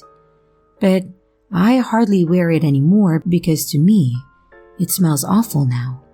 And now I have a near empty bottle and a brand new bottle. The first time it happened, my girlfriend and I were both in the bedroom, the door open, and we're the only ones down here. Suddenly, there was a very strong smell. She says she didn't see me put cologne on, and I say that I didn't too. I get up, and it's much stronger in the hall than bathroom. The new bottle is on a dresser in the bedroom, but the old one is in the bathroom. Maybe it broke. I went to go and find it, and it's not broken, not wet, not leaking, not even a strong smell from the bottle itself. The smell is cloyingly strong in the hallway. I go grab the new bottle, completely intact, also no indication of leakage or use. We both comment on the weirdness, and then just as fast as it came on, it's gone. No more smell. It happened again just now today, and it's definitely my cologne. It smells strange and vaguely rancid to me and woodsy and sexy to her. No question that it's the Givenchy Exerius Rouge. It comes on strong and all at once. It's gone. It's much stronger in the hallway and bathroom, and it goes away just as fast after 30 to 45 minutes or so. So now that I write this, it's fading. I can't quite get my head around being haunted by my own ghost, so I really don't know what to make of this.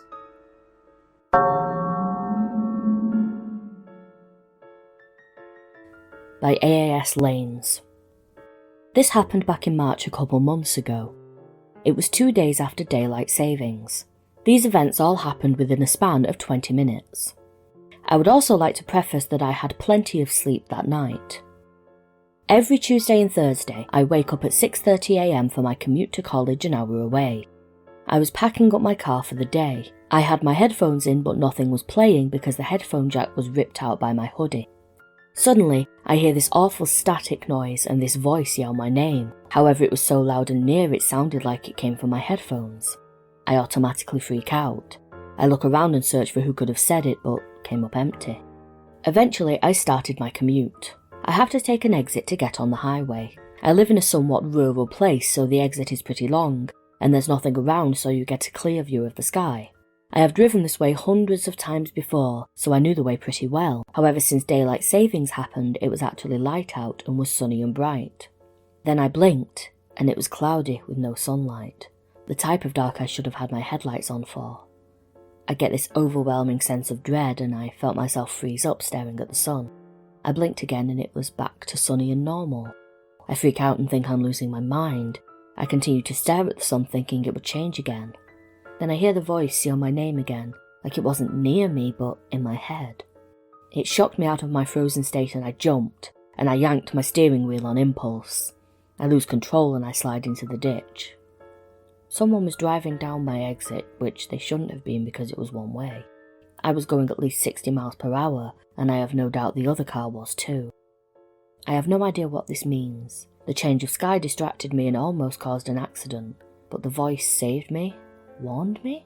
I still have no idea what this means.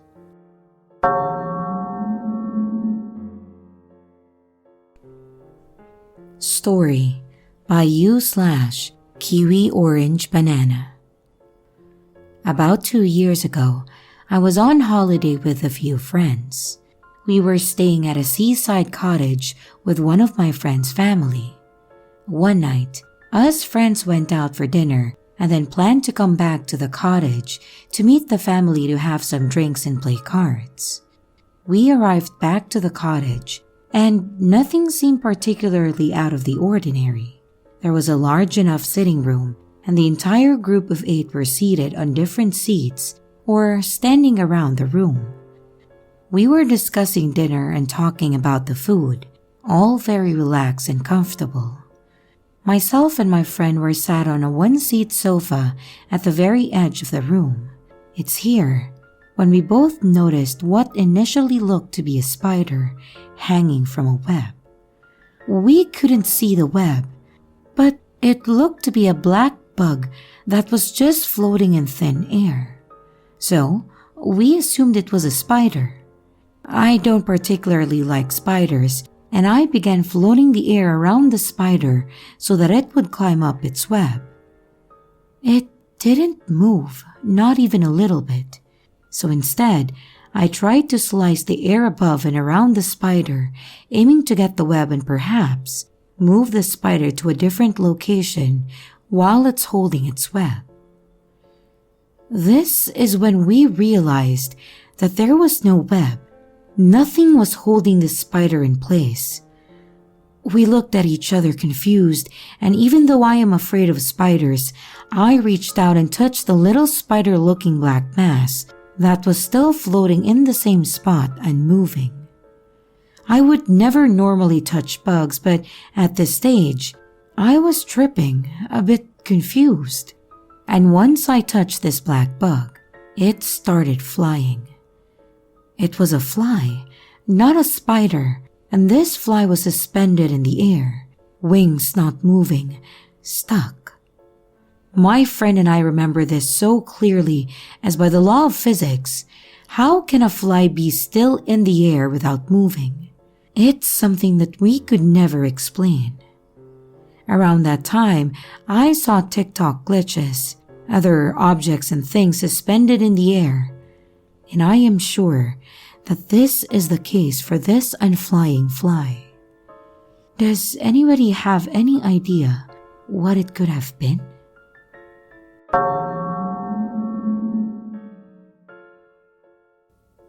By Rustin Spencer Cole.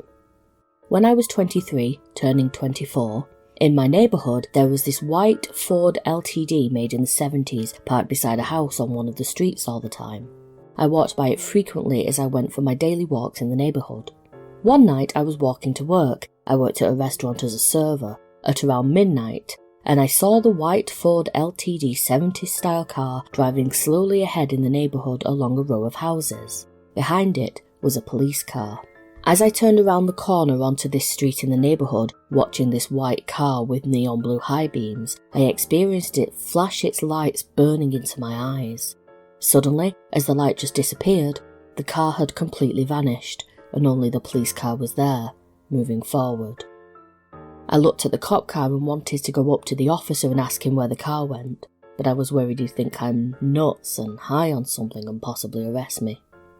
Days later, I was still unable to process what happened, and I didn't want to think about it because I could not explain it. I do not do drugs, except marijuana 5 times between 15 and 18, and I do not drink except once or twice a year and never get drunk. I don't have schizophrenia or see things. I try not to think about it. Perhaps it was a hallucination, but I've never hallucinated before. The only thing I could say was that it was a phantom car or time traveller, or perhaps a glitch in the simulation if we're talking about the paranormal. Funny thing is, here's the kicker, that white car that always parked there beside the house, I've never seen it ever again during my daily walks around the neighbourhood. Another more modern car is now parked there. I just try not to think about it.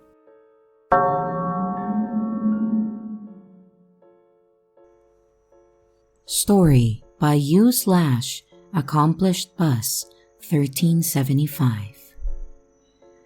I live near a large river. There are 2 docks on either side of a boat ramp and a park with picnic tables. A few days ago, it was sunny and cool, and I went out to look at the water. The day was picturesque with one cute little blue and white sailboat about 30 feet from the dock. A few other people were at the park watching the boat and the calm waters. I readied my phone, looked through the phone camera lens, and the boat vanished. My eyes saw a boat, but my camera would not pick it up. I was shocked and kind of mad. The boat was in plain sight, and I assumed everybody else could see it. But like a vampire with no reflection, the boat had no camera presence. I checked my phone, and I tried different angles. I even tried walking up the pier. And I began to get frustrated. My phone was in perfect shape and it took pictures of everything but the boat. Just for clarity, when I say lake, meaning the entire lake-shaped section, technically it's a large river. The area on either side of the boat showed up, but where the boat was only water. I switched to video mode and made a 2-minute film of the entire lake, and the audio of it has me verbally describing the boat. But the video is just an empty lake. I don't understand it, and it was so frustrating.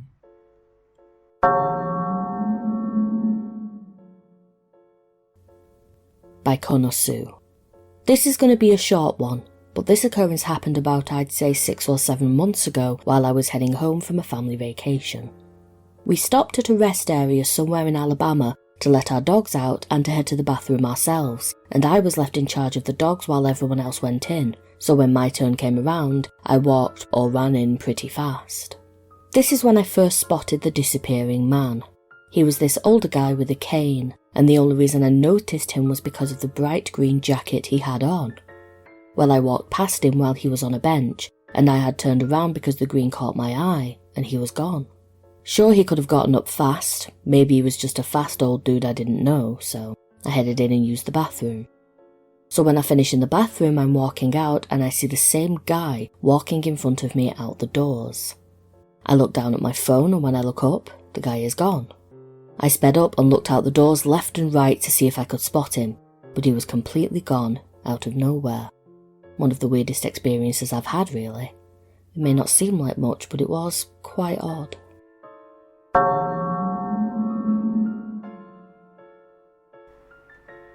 Story by U/Better Luna. My mom and I love to go camping. We usually go with her best friend, Rosie. That's a fake name. This was maybe 3 years ago. But every spring we used to take road trips, usually spanning over a week that would lead us to our final destination, Zion. This one particular trip would also happen to be the last trip that we took, since life kinda got in the way. Halfway through our trip, we decided that we wanted to go visit the local stores in the area to look at all the crystals and other stones that were sold for a much lower price than back home. And in order to get there, we had to travel a specific highway. Apparently, this particular highway is known for passing either through or near a very strong vortex that people have experienced lost time. Personally, I didn't really believe in that stuff, and it was mostly my mom and Rosie who were interested in those stories. So, we load up the directions to this store, and from our campsite, it would take us 2.5 to 3 hours to reach it. We decided to leave at 1:30 after we ate lunch and arrive at around 4 with no traffic, which gave us plenty of time to shop and grab some grub before the ride back to the campsite. I usually sleep during those rides while the gals chat it up, but this time, I was wide awake and just watching the endless road pass by. So we're driving, having a good time, when we hear, "In X miles, your destination will be on the right." Immediately, we go quiet. We hadn't been on the road long, maybe an hour and a half, and we're thinking we're going crazy. No way we reached the shop. No freaking way 2.5 hours had gone by. We look at the time on our phones, watches, and cars, and it all read the same. 3 p.m. We didn't pass any place that would warrant a time zone change. My phone, which I left on airplane mode to save battery from no reception, read the same time as well. So we park, and no one says anything. What the hell just happened? There was an hour and a half of missing time unaccounted for. My mom barely had a bar of reception and was able to look up the directions to our campsite, and sure enough, it was a 2.5-hour drive. Despite how punctual we are when we are on a road trip, we tried to play it off. Oh, maybe we misread when we left and we left earlier than we thought. But we each sent messages that were time-stamped around the same time of departure at 1:30. We are really freaked out, so we just try to ignore what just happened and go to the shop and continue what we planned for that day. When it's time to go home, we grab some food and load up the directions, and we paid very close attention to the time we left. We take the same highway, same directions, in the same road conditions back to the campsite, and sure enough, it took us 2.5 hours to get back. We ended up going back to that store before driving back home, and it took us 2.5 hours to get there. We still don't know what happened in the hour and a half that we lost.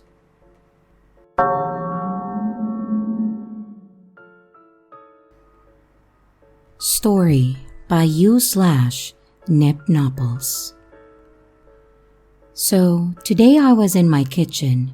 I live in a small loft and the smallest bedroom is like 3 feet from the edge of the island counter in my kitchen. I saw my 2-year-old walk from down the hallway, where I had last seen her, and into my daughter's room. I literally watched her for several seconds as she walked in my line of sight into the room and then out of my line of sight.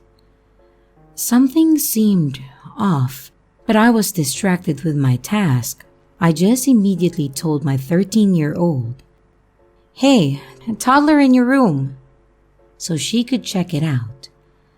My 13-year-old was in the living room, which is joined to the kitchen area, so it didn't take but 20 seconds for her to get into her bedroom. She was like, toddler isn't in here." So we checked together, and the toddler was in her little bed that's in my room at the end of the hall, just vibing. But then it hit me. What was wrong? Toddler was wearing a pink footless zip-up sleeper today, and when I saw her, she was wearing a teal blue sleeper with popsicle print that she wears often. being distracted, it didn't really click. Also, weirdly enough, she's a heavy walker. And when I saw her a minute before, she made no sound, which is probably why I noticed something was off. She also seemed like her being was slightly muted color-wise, and it seemed like a soft image, almost normal, but slightly faded like a camera filter. Enough for me to notice that something was weird, but not instantly notice what, while I was distracted. This was broad daylight, by the way, and I wasn't seeing things wrong. I even saw her smile a little. I saw her clearly, but it wasn't her. I've got no idea what to do with this, and I have no history of hallucinations and etc. I'm not having a mental breakdown, nor am I sleep deprived. Everything else is mostly normal. However, this event did remind me that 3 or so weeks ago, my 13-year-old was home alone and that she heard my toddler giggle in the living room, even though we weren't home. Not many kids live in my building, but a few do, so I brushed it off as her mistaking someone in the hall for my kiddo.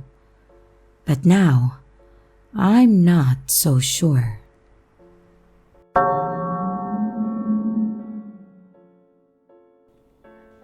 Story by you/Pigs and Ponies. My partner, my 1-year-old, and I were in the kitchen eating our dinner this evening, and my partner and I got onto the topic of strange events that have happened in our lives. My partner mentioned having a dream 4 years ago where he saw a kitchen and a child that he didn't recognize.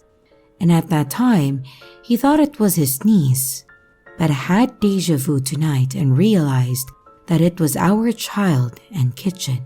And we were discussing how odd that was.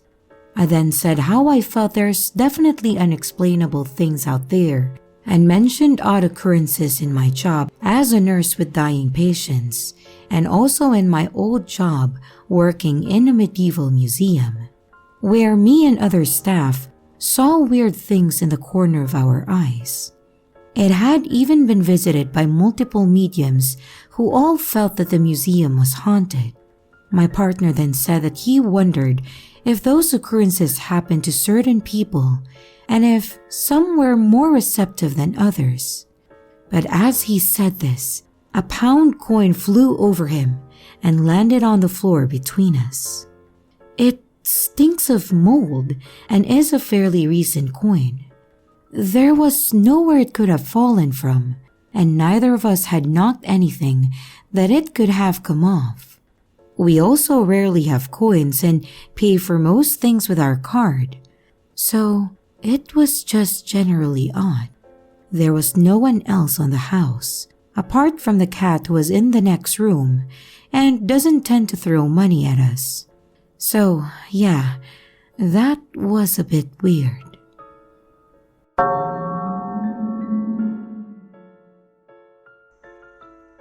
Story by you/That Click Candy. Okay, now me and my sister write what we call stories. It's our getaway from our actual life. We make up characters and write them going on little adventures. Sometimes, if some drama is happening in our life, we put ourselves into certain stories and make us live out our dream life with our family. It all seemed well and good until we started making things happen. For instance, we are not psychopaths by any mean, but we do like to make it interesting. So in the story in, I think 2011, we made our aunt and uncle get into a car accident. Fast forward to 2021, and they get into a car accident. That's a one-off, we thought. But then, it got weirder.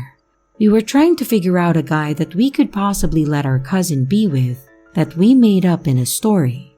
So, we just looked at each other and said, let's name the guy Josh. Fast forward a couple of years. Lo and behold, she gets with a Josh. We know it doesn't snow or have any snowstorms or blizzards here in Texas, so we thought it would be funny and interesting to put a snowstorm/blizzard into our stories with us in Texas because, it wouldn't really do that in Texas, right? Wrong. February 2021, the Great Texas Snowstorm Apocalypse happens. Then some people that we break up in the stories break up in real life, even though their real life relationships were going so well. But we did it in our stories to make it seem interesting. Am I going crazy? Am I looking too much into this? Again, me and my sister are not insane by any means. Everyone in our family knows we do it and even tells us to be careful in what we put in our stories now. I can't tell if they're joking or if they're being serious. This originally and still is a way for me and my sister to escape the drama that is going on in our life. It's a lot of fun, but I almost feel scared to make anything dramatic happen anymore.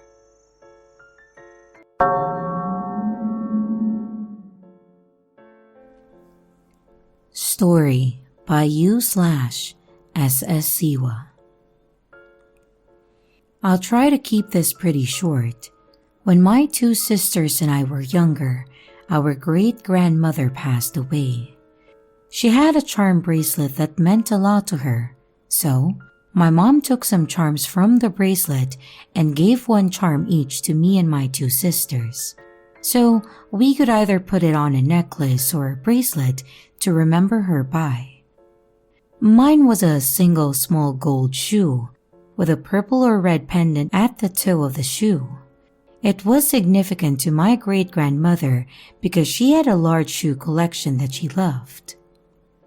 When I was searching for some earrings to wear this morning, I noticed the shoe charm in the pouch of my jewelry organizer. But as I continued looking, I saw another shoe charm in a different pouch of my jewelry organizer.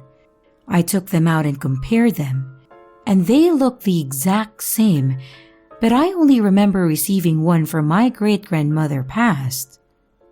The shoe charms are the same size, same material, the pendant is the same, and even some dents and other imperfections are on both. I called my mom ASAP and she confirmed that there was only one shoe charm and not two. I guess it could be explained by faulty memory, but my mom and I both strongly remember it being only one single charm, and it would be weird for someone to have two of the same exact charm on one charm bracelet in my opinion. This is honestly blowing my mind a bit, as I have no idea where the duplicate charm could come from, since I didn't even buy the original bracelet charm myself and have had it since 2008. I also go through the jewelry organizer pretty frequently, and I haven't noticed it until now, which again is weird since I've had the charm for over 10 years, and I have moved 3 times since I got the charm. I have a bunch of comparison photos to confirm that I am not going crazy.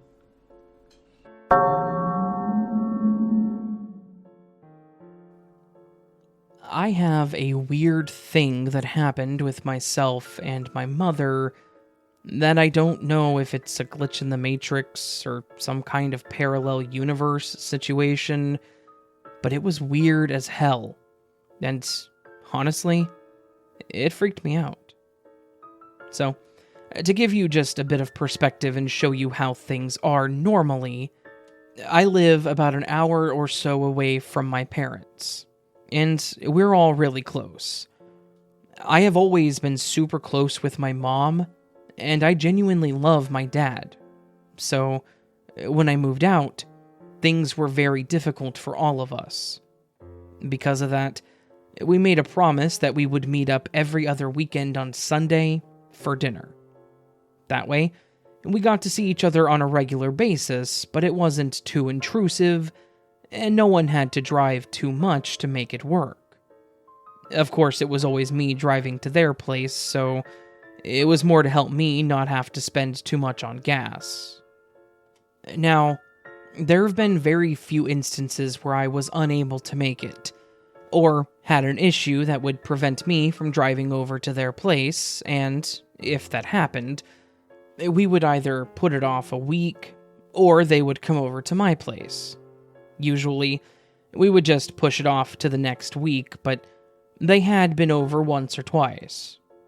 On these days, I would always leave at 1 in the afternoon to be there around 2, and I would stay until around 10, basically spending all afternoon and evening with them.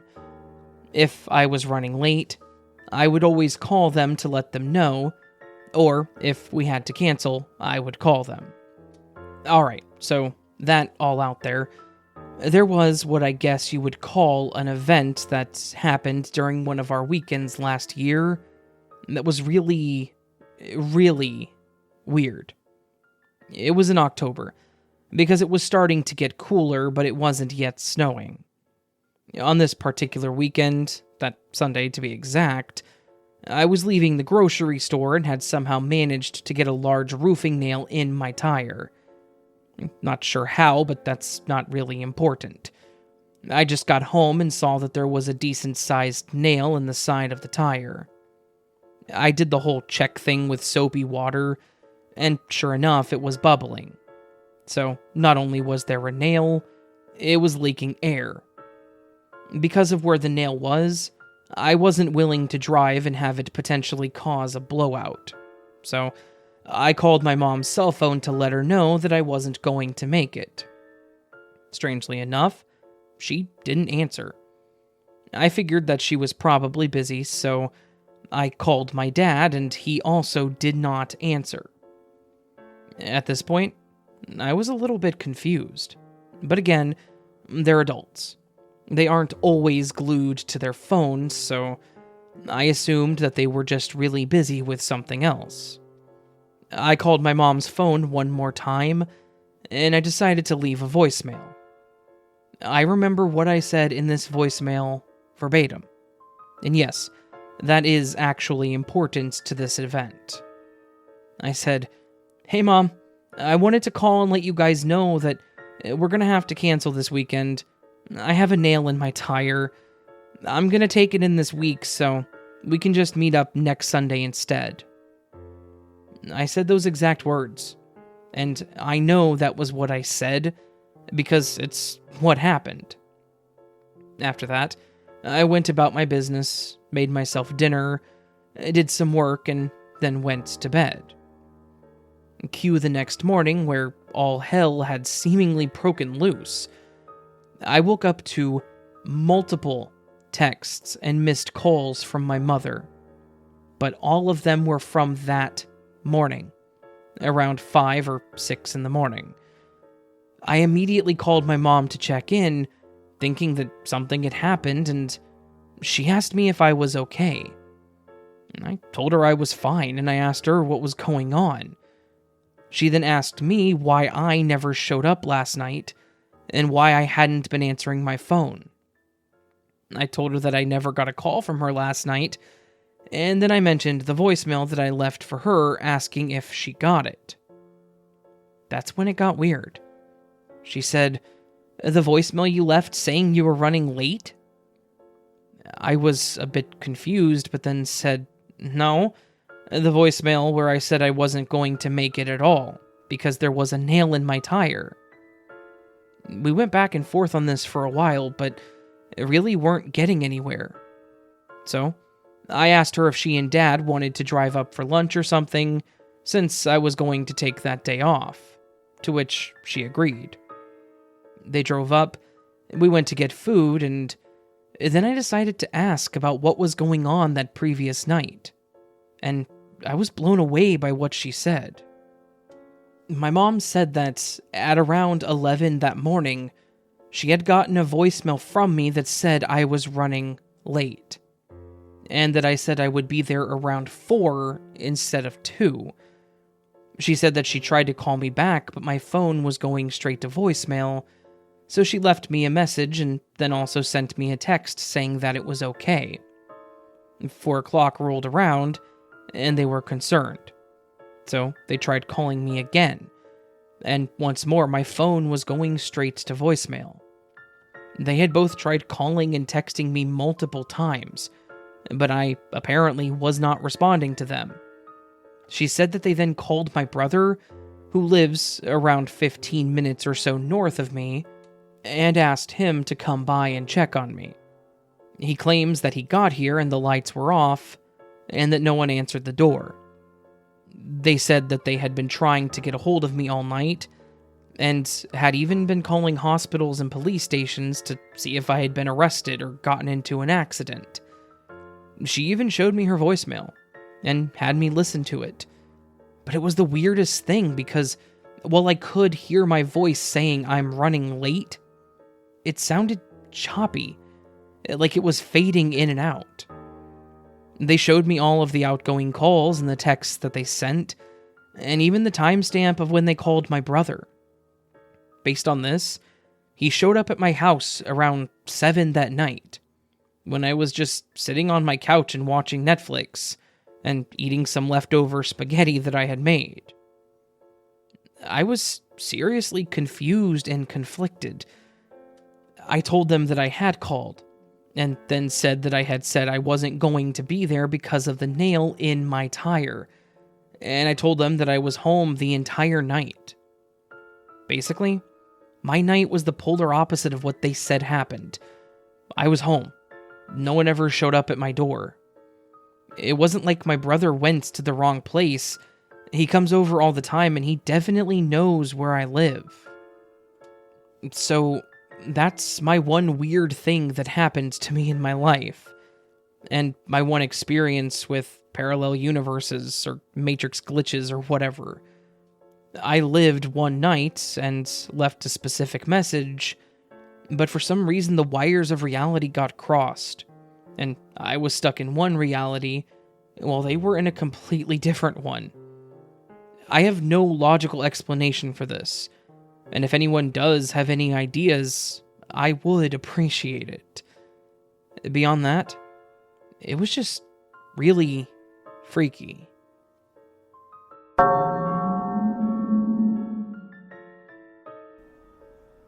Story by u/user01980.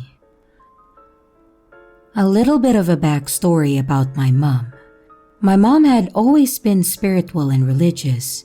She says she is a part of God's light. But I don't believe any of that. I'm a hardcore atheist. I just think that she found a way to hack the simulation without even realizing it.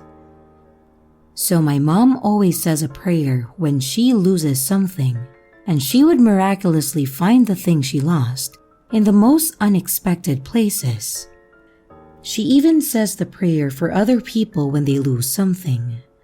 Literally one time, she said the prayer to one of her friends who lost their earrings in the sink. She watched the earrings fall into the sink, and after asking my mom to say the prayer, she found them on the floor of her living room. But that's only one of what my mom does. I don't even know anymore. So one day, I was sarcastically telling my mom to say a prayer to find my old precious puppy doll, which I lost a long time ago.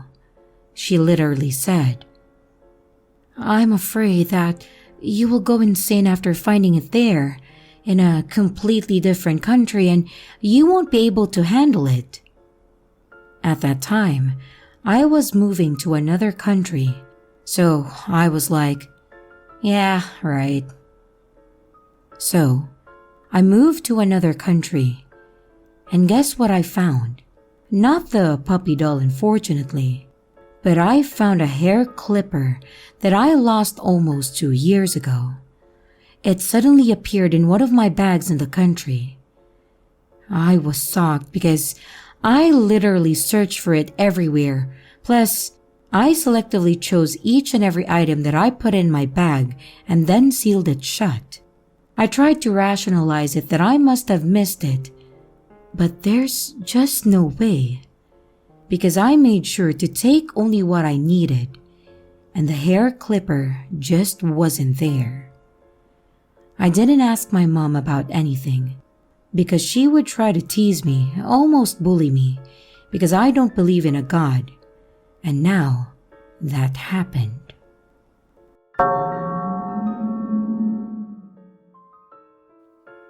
I have what I consider to be the dumbest glitch in the world. And it's also one of the most annoying things that I have ever had to deal with, because it forced me to completely rearrange parts of my room. I live in the basement at my grandparents' house, and please don't judge me for that. I'm a 24-year-old guy that's really gotten down on his luck during the whole pandemic. I do have a girlfriend, and we are planning on getting a place of our own, but 2020 messed up a lot of things for a lot of people, including myself, and the place I was working for actually ended up having to shut down for various reasons during COVID. I'm actually beyond grateful that my grandparents decided that they didn't mind me moving into the basement for a few years while I tried to get things back in order. And they are starting to look up, so that's good, but not really relevant. Anyways, I live in the basement, and my room is situated as such. There is a door at the bottom of the stairs that opens inward, and in front of that is the closet. To the right is a concrete wall, and in the left corner by the wall where the door is, I have my bed, and my TV is on the opposite side. I also have a nightstand that is between the foot of my bed and the wall where the door is. And that's where I typically plug in my phone charger, because it's one of the only outlets that's easily accessible. There's about a 4-inch gap between the end of my nightstand and the edge of that wall, and that's where the outlet is.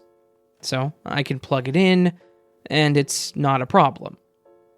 Well, that is until a few weeks ago. My grandparents and I went out to have brunch, which is something they like to do, and they will sometimes invite me along. It was a nice time, but while we were there, I noticed that my phone was almost dead.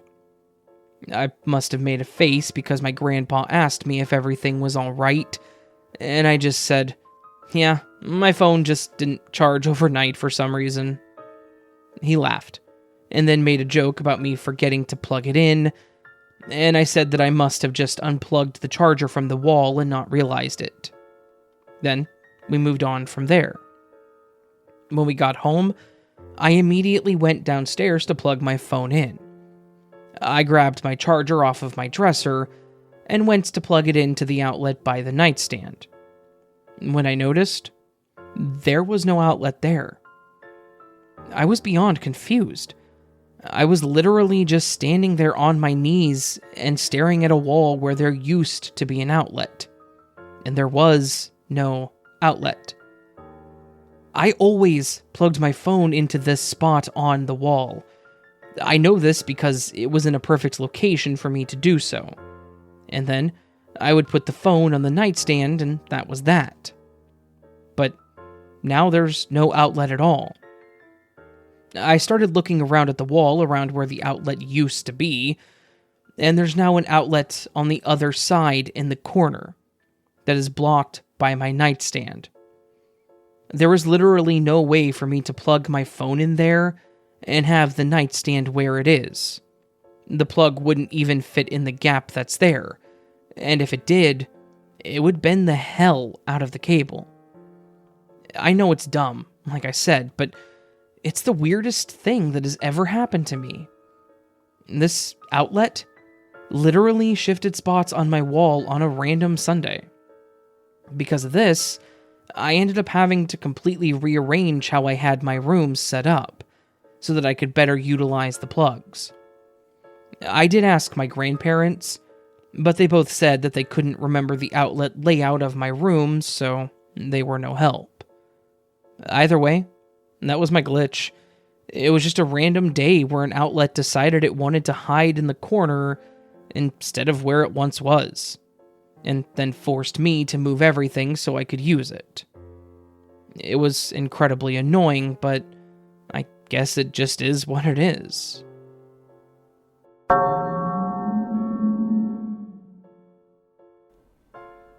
Story by u/Spyroki. Sometime in 2020, I think around March, before the UK lockdown, me and my cousin were playing Tekken 7 on my Xbox. Out of nowhere, the game crashes and goes back to the Xbox home, and so I thought, oh, must have been a little malfunction. I click on the icon to start playing again, and a message that says, "Enter a disc to play this game," pops up. I knew from there that the disc must have gotten stuck, and so was my gutted, but not too much, as I only play the Xbox when my cousin is around, and also I have the game on PC. The whole of 2020 goes by, and I didn't or couldn't get my Xbox fixed due to the pandemic, and I wasn't too fussed on it, as again, I didn't really play it.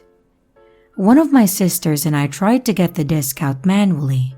There was a manual ejection button that you could press with something thin, so we used a paperclip. That didn't work, and we accidentally lost the paperclip inside the Xbox. And then, we even opened the Xbox up, trying to see if we could access the reader to get the disc out, but we needed a specific screwdriver for that, so no luck there. We eventually gave up and my sister checked the game case, just in case, but no game was in it.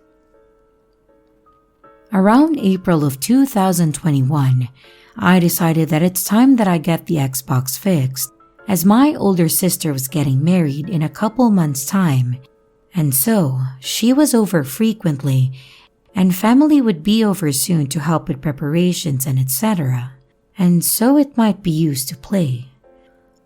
I took it to my local electronic experts and told them the problem that a disc was stuck inside, and they said no problem, that it will be around €20.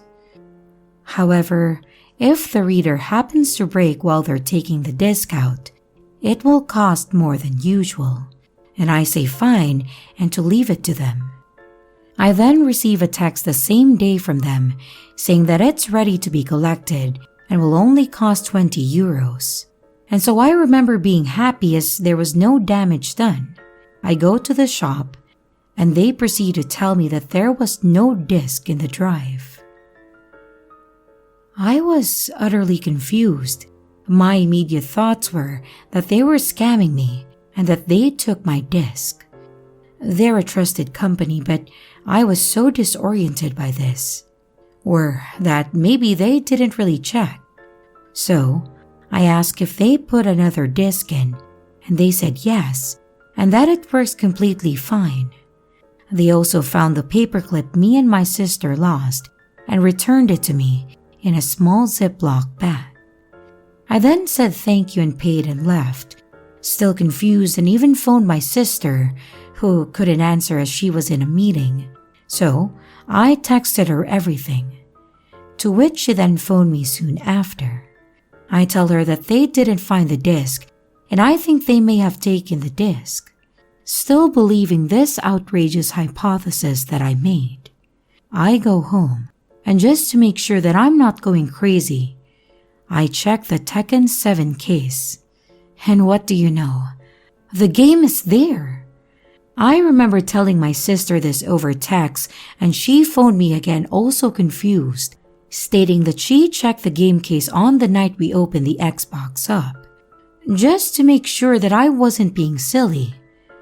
But it really wasn't there. I still don't know what happened, and I asked both my mom and dad, even though they never touched the Xbox, if they had maybe seen the disc and put it back in, and they both denied.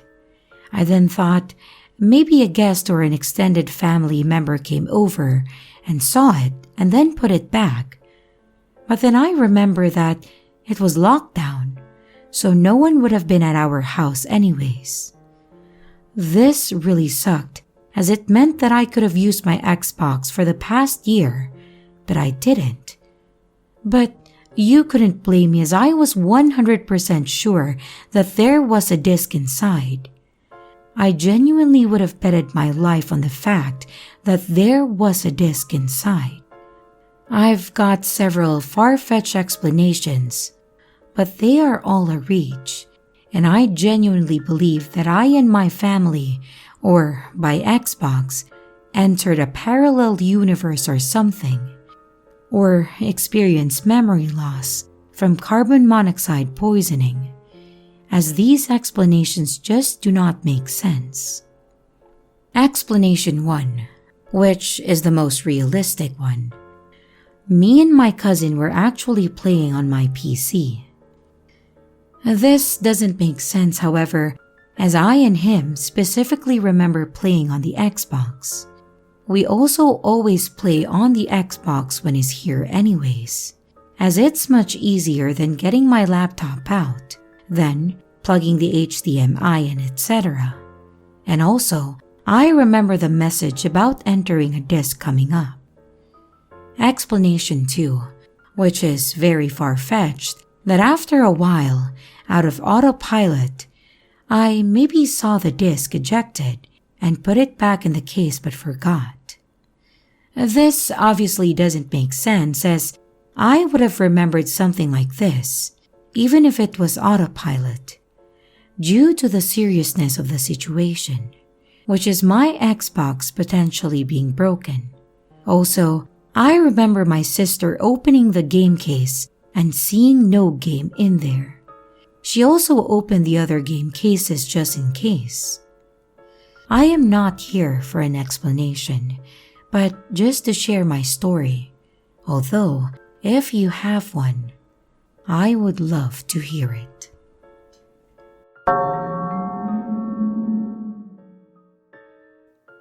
I have a fairly strange story about something that happened to me when I was a kid, and it was the first time something like this had ever happened to me.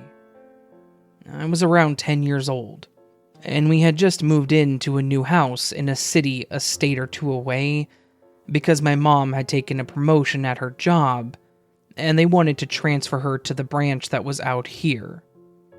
Obviously, I was a bit devastated as I had to leave the school that I'd been attending for most of my childhood, as well as leave behind my 2 friends that I'd known since I was a baby.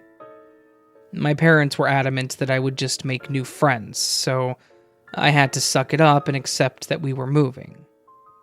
A few weeks after we had moved in, we were walking around the block to introduce ourselves to the neighbors, and a few houses down was a man that worked for the same company as my mom, so basically one of her new coworkers. He had a son named Chris, which was my name as well, but I was Chris with the K. Not relevant, but as a kid it was the most important thing to me. For some reason, I never really considered Chris to be a good friend, but he was definitely an acquaintance of mine. I ended up being better friends with some of the other kids on the block that I actually met through Chris. After a few months, Chris and I weren't doing much together, but we still talked whenever we saw each other. So we both knew that the other was still alive. There was one day during the summer that a group of us decided we wanted to go swimming down at what was essentially a small pond with a dock. It was on land that was owned by one of the other guys, Johnny. So we were allowed to mess around in it as much as we wanted to. Altogether, it was about 7 of us that headed down to the pond to swim.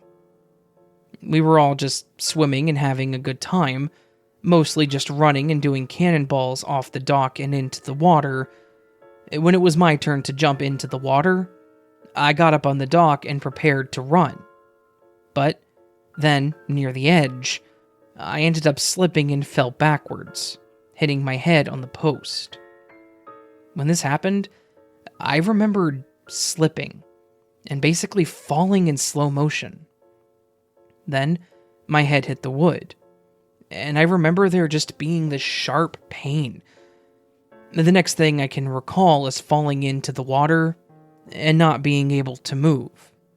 Like, at all.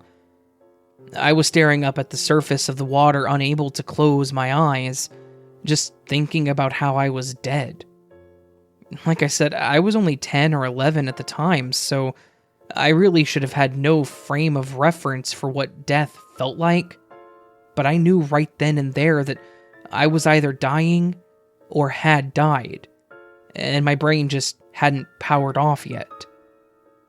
I could feel that my lungs were empty, and I remember the taste of water as it filled my mouth.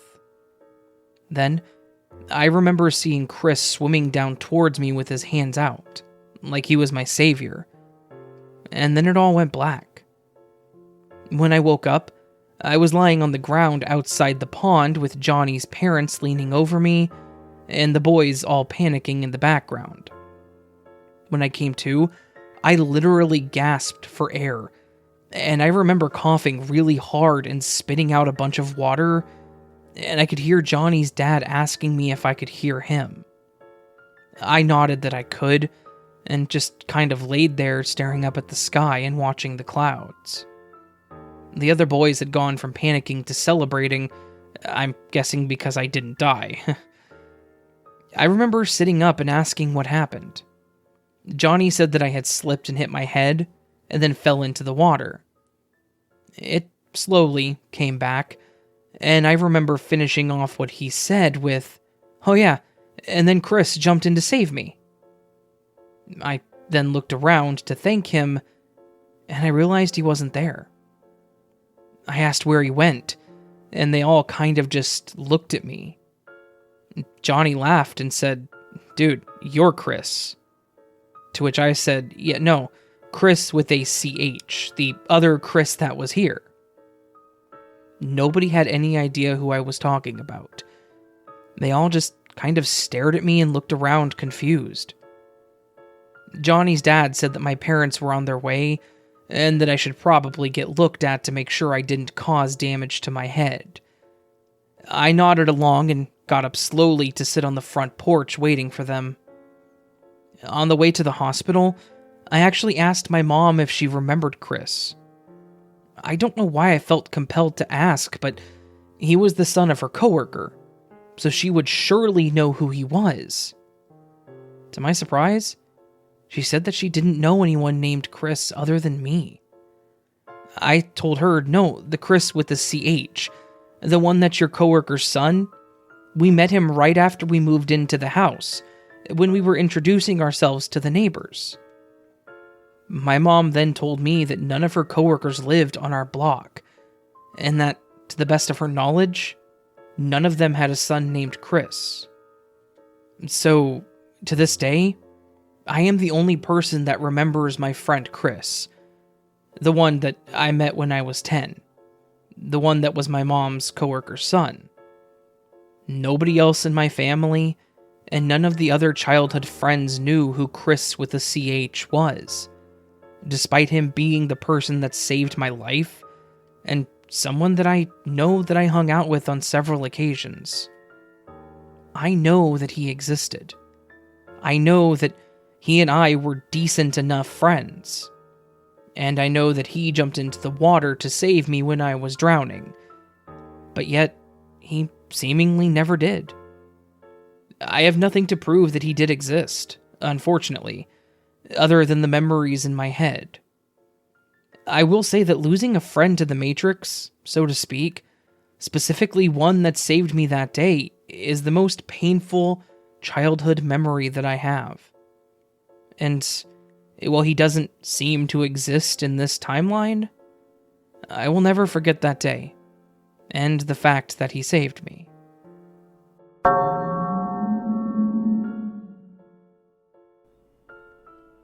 Story by u/Ola0513.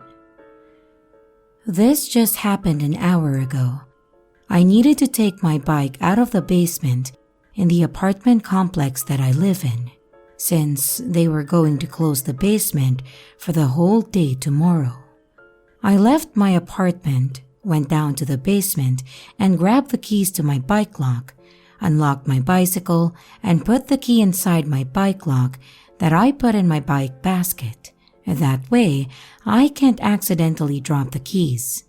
I then got out of the basement, drove my bike up towards the stands, and looked for a place to park it. I see a parking spot and chose to park my bike there. After doing that, I vividly remember walking around the bicycle stand as I needed to lock the bike from another angle due to the fact that there was no space left between my bike and the other bikes. I held the bike lock and then locked my bike.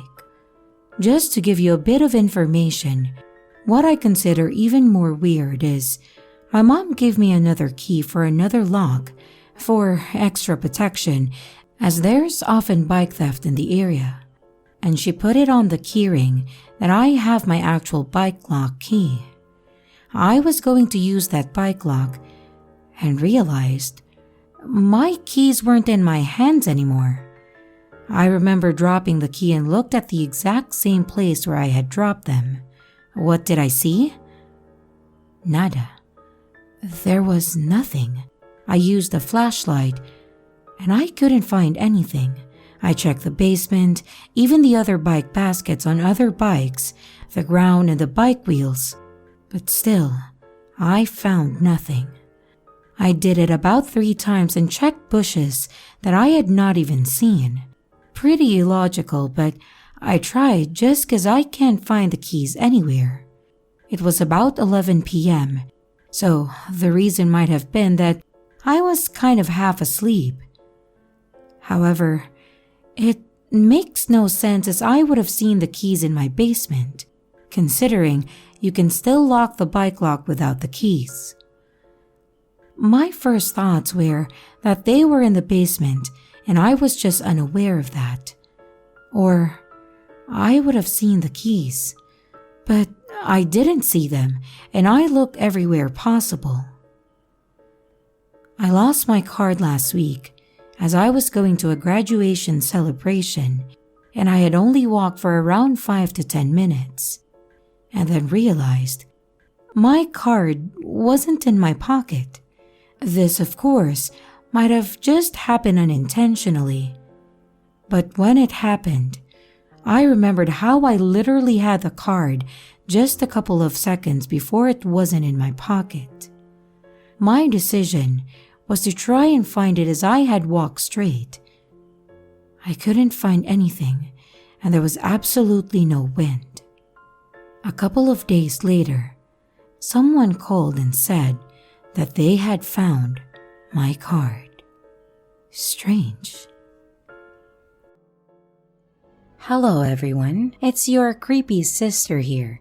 Thank you so much for watching the video. I really appreciate each and every one of you. But I would also like to thank my amazing patrons, my top tippers, and my dearest channel members. Thank you very, very much. I really appreciate it with all of my heart. If you want to support the channel further, you could also choose to become a patron, a tipper, or a channel member. But remember, it's appreciated, but never a requirement. I would also like to announce that we have merch now. The link is in the description of the video, along with all my other social media links, like my Discord server, Twitter, Instagram, and others. You can connect with me and send your stories there. And don't forget to like and subscribe if you haven't yet, and comments are highly appreciated. And remember, your fear feeds me.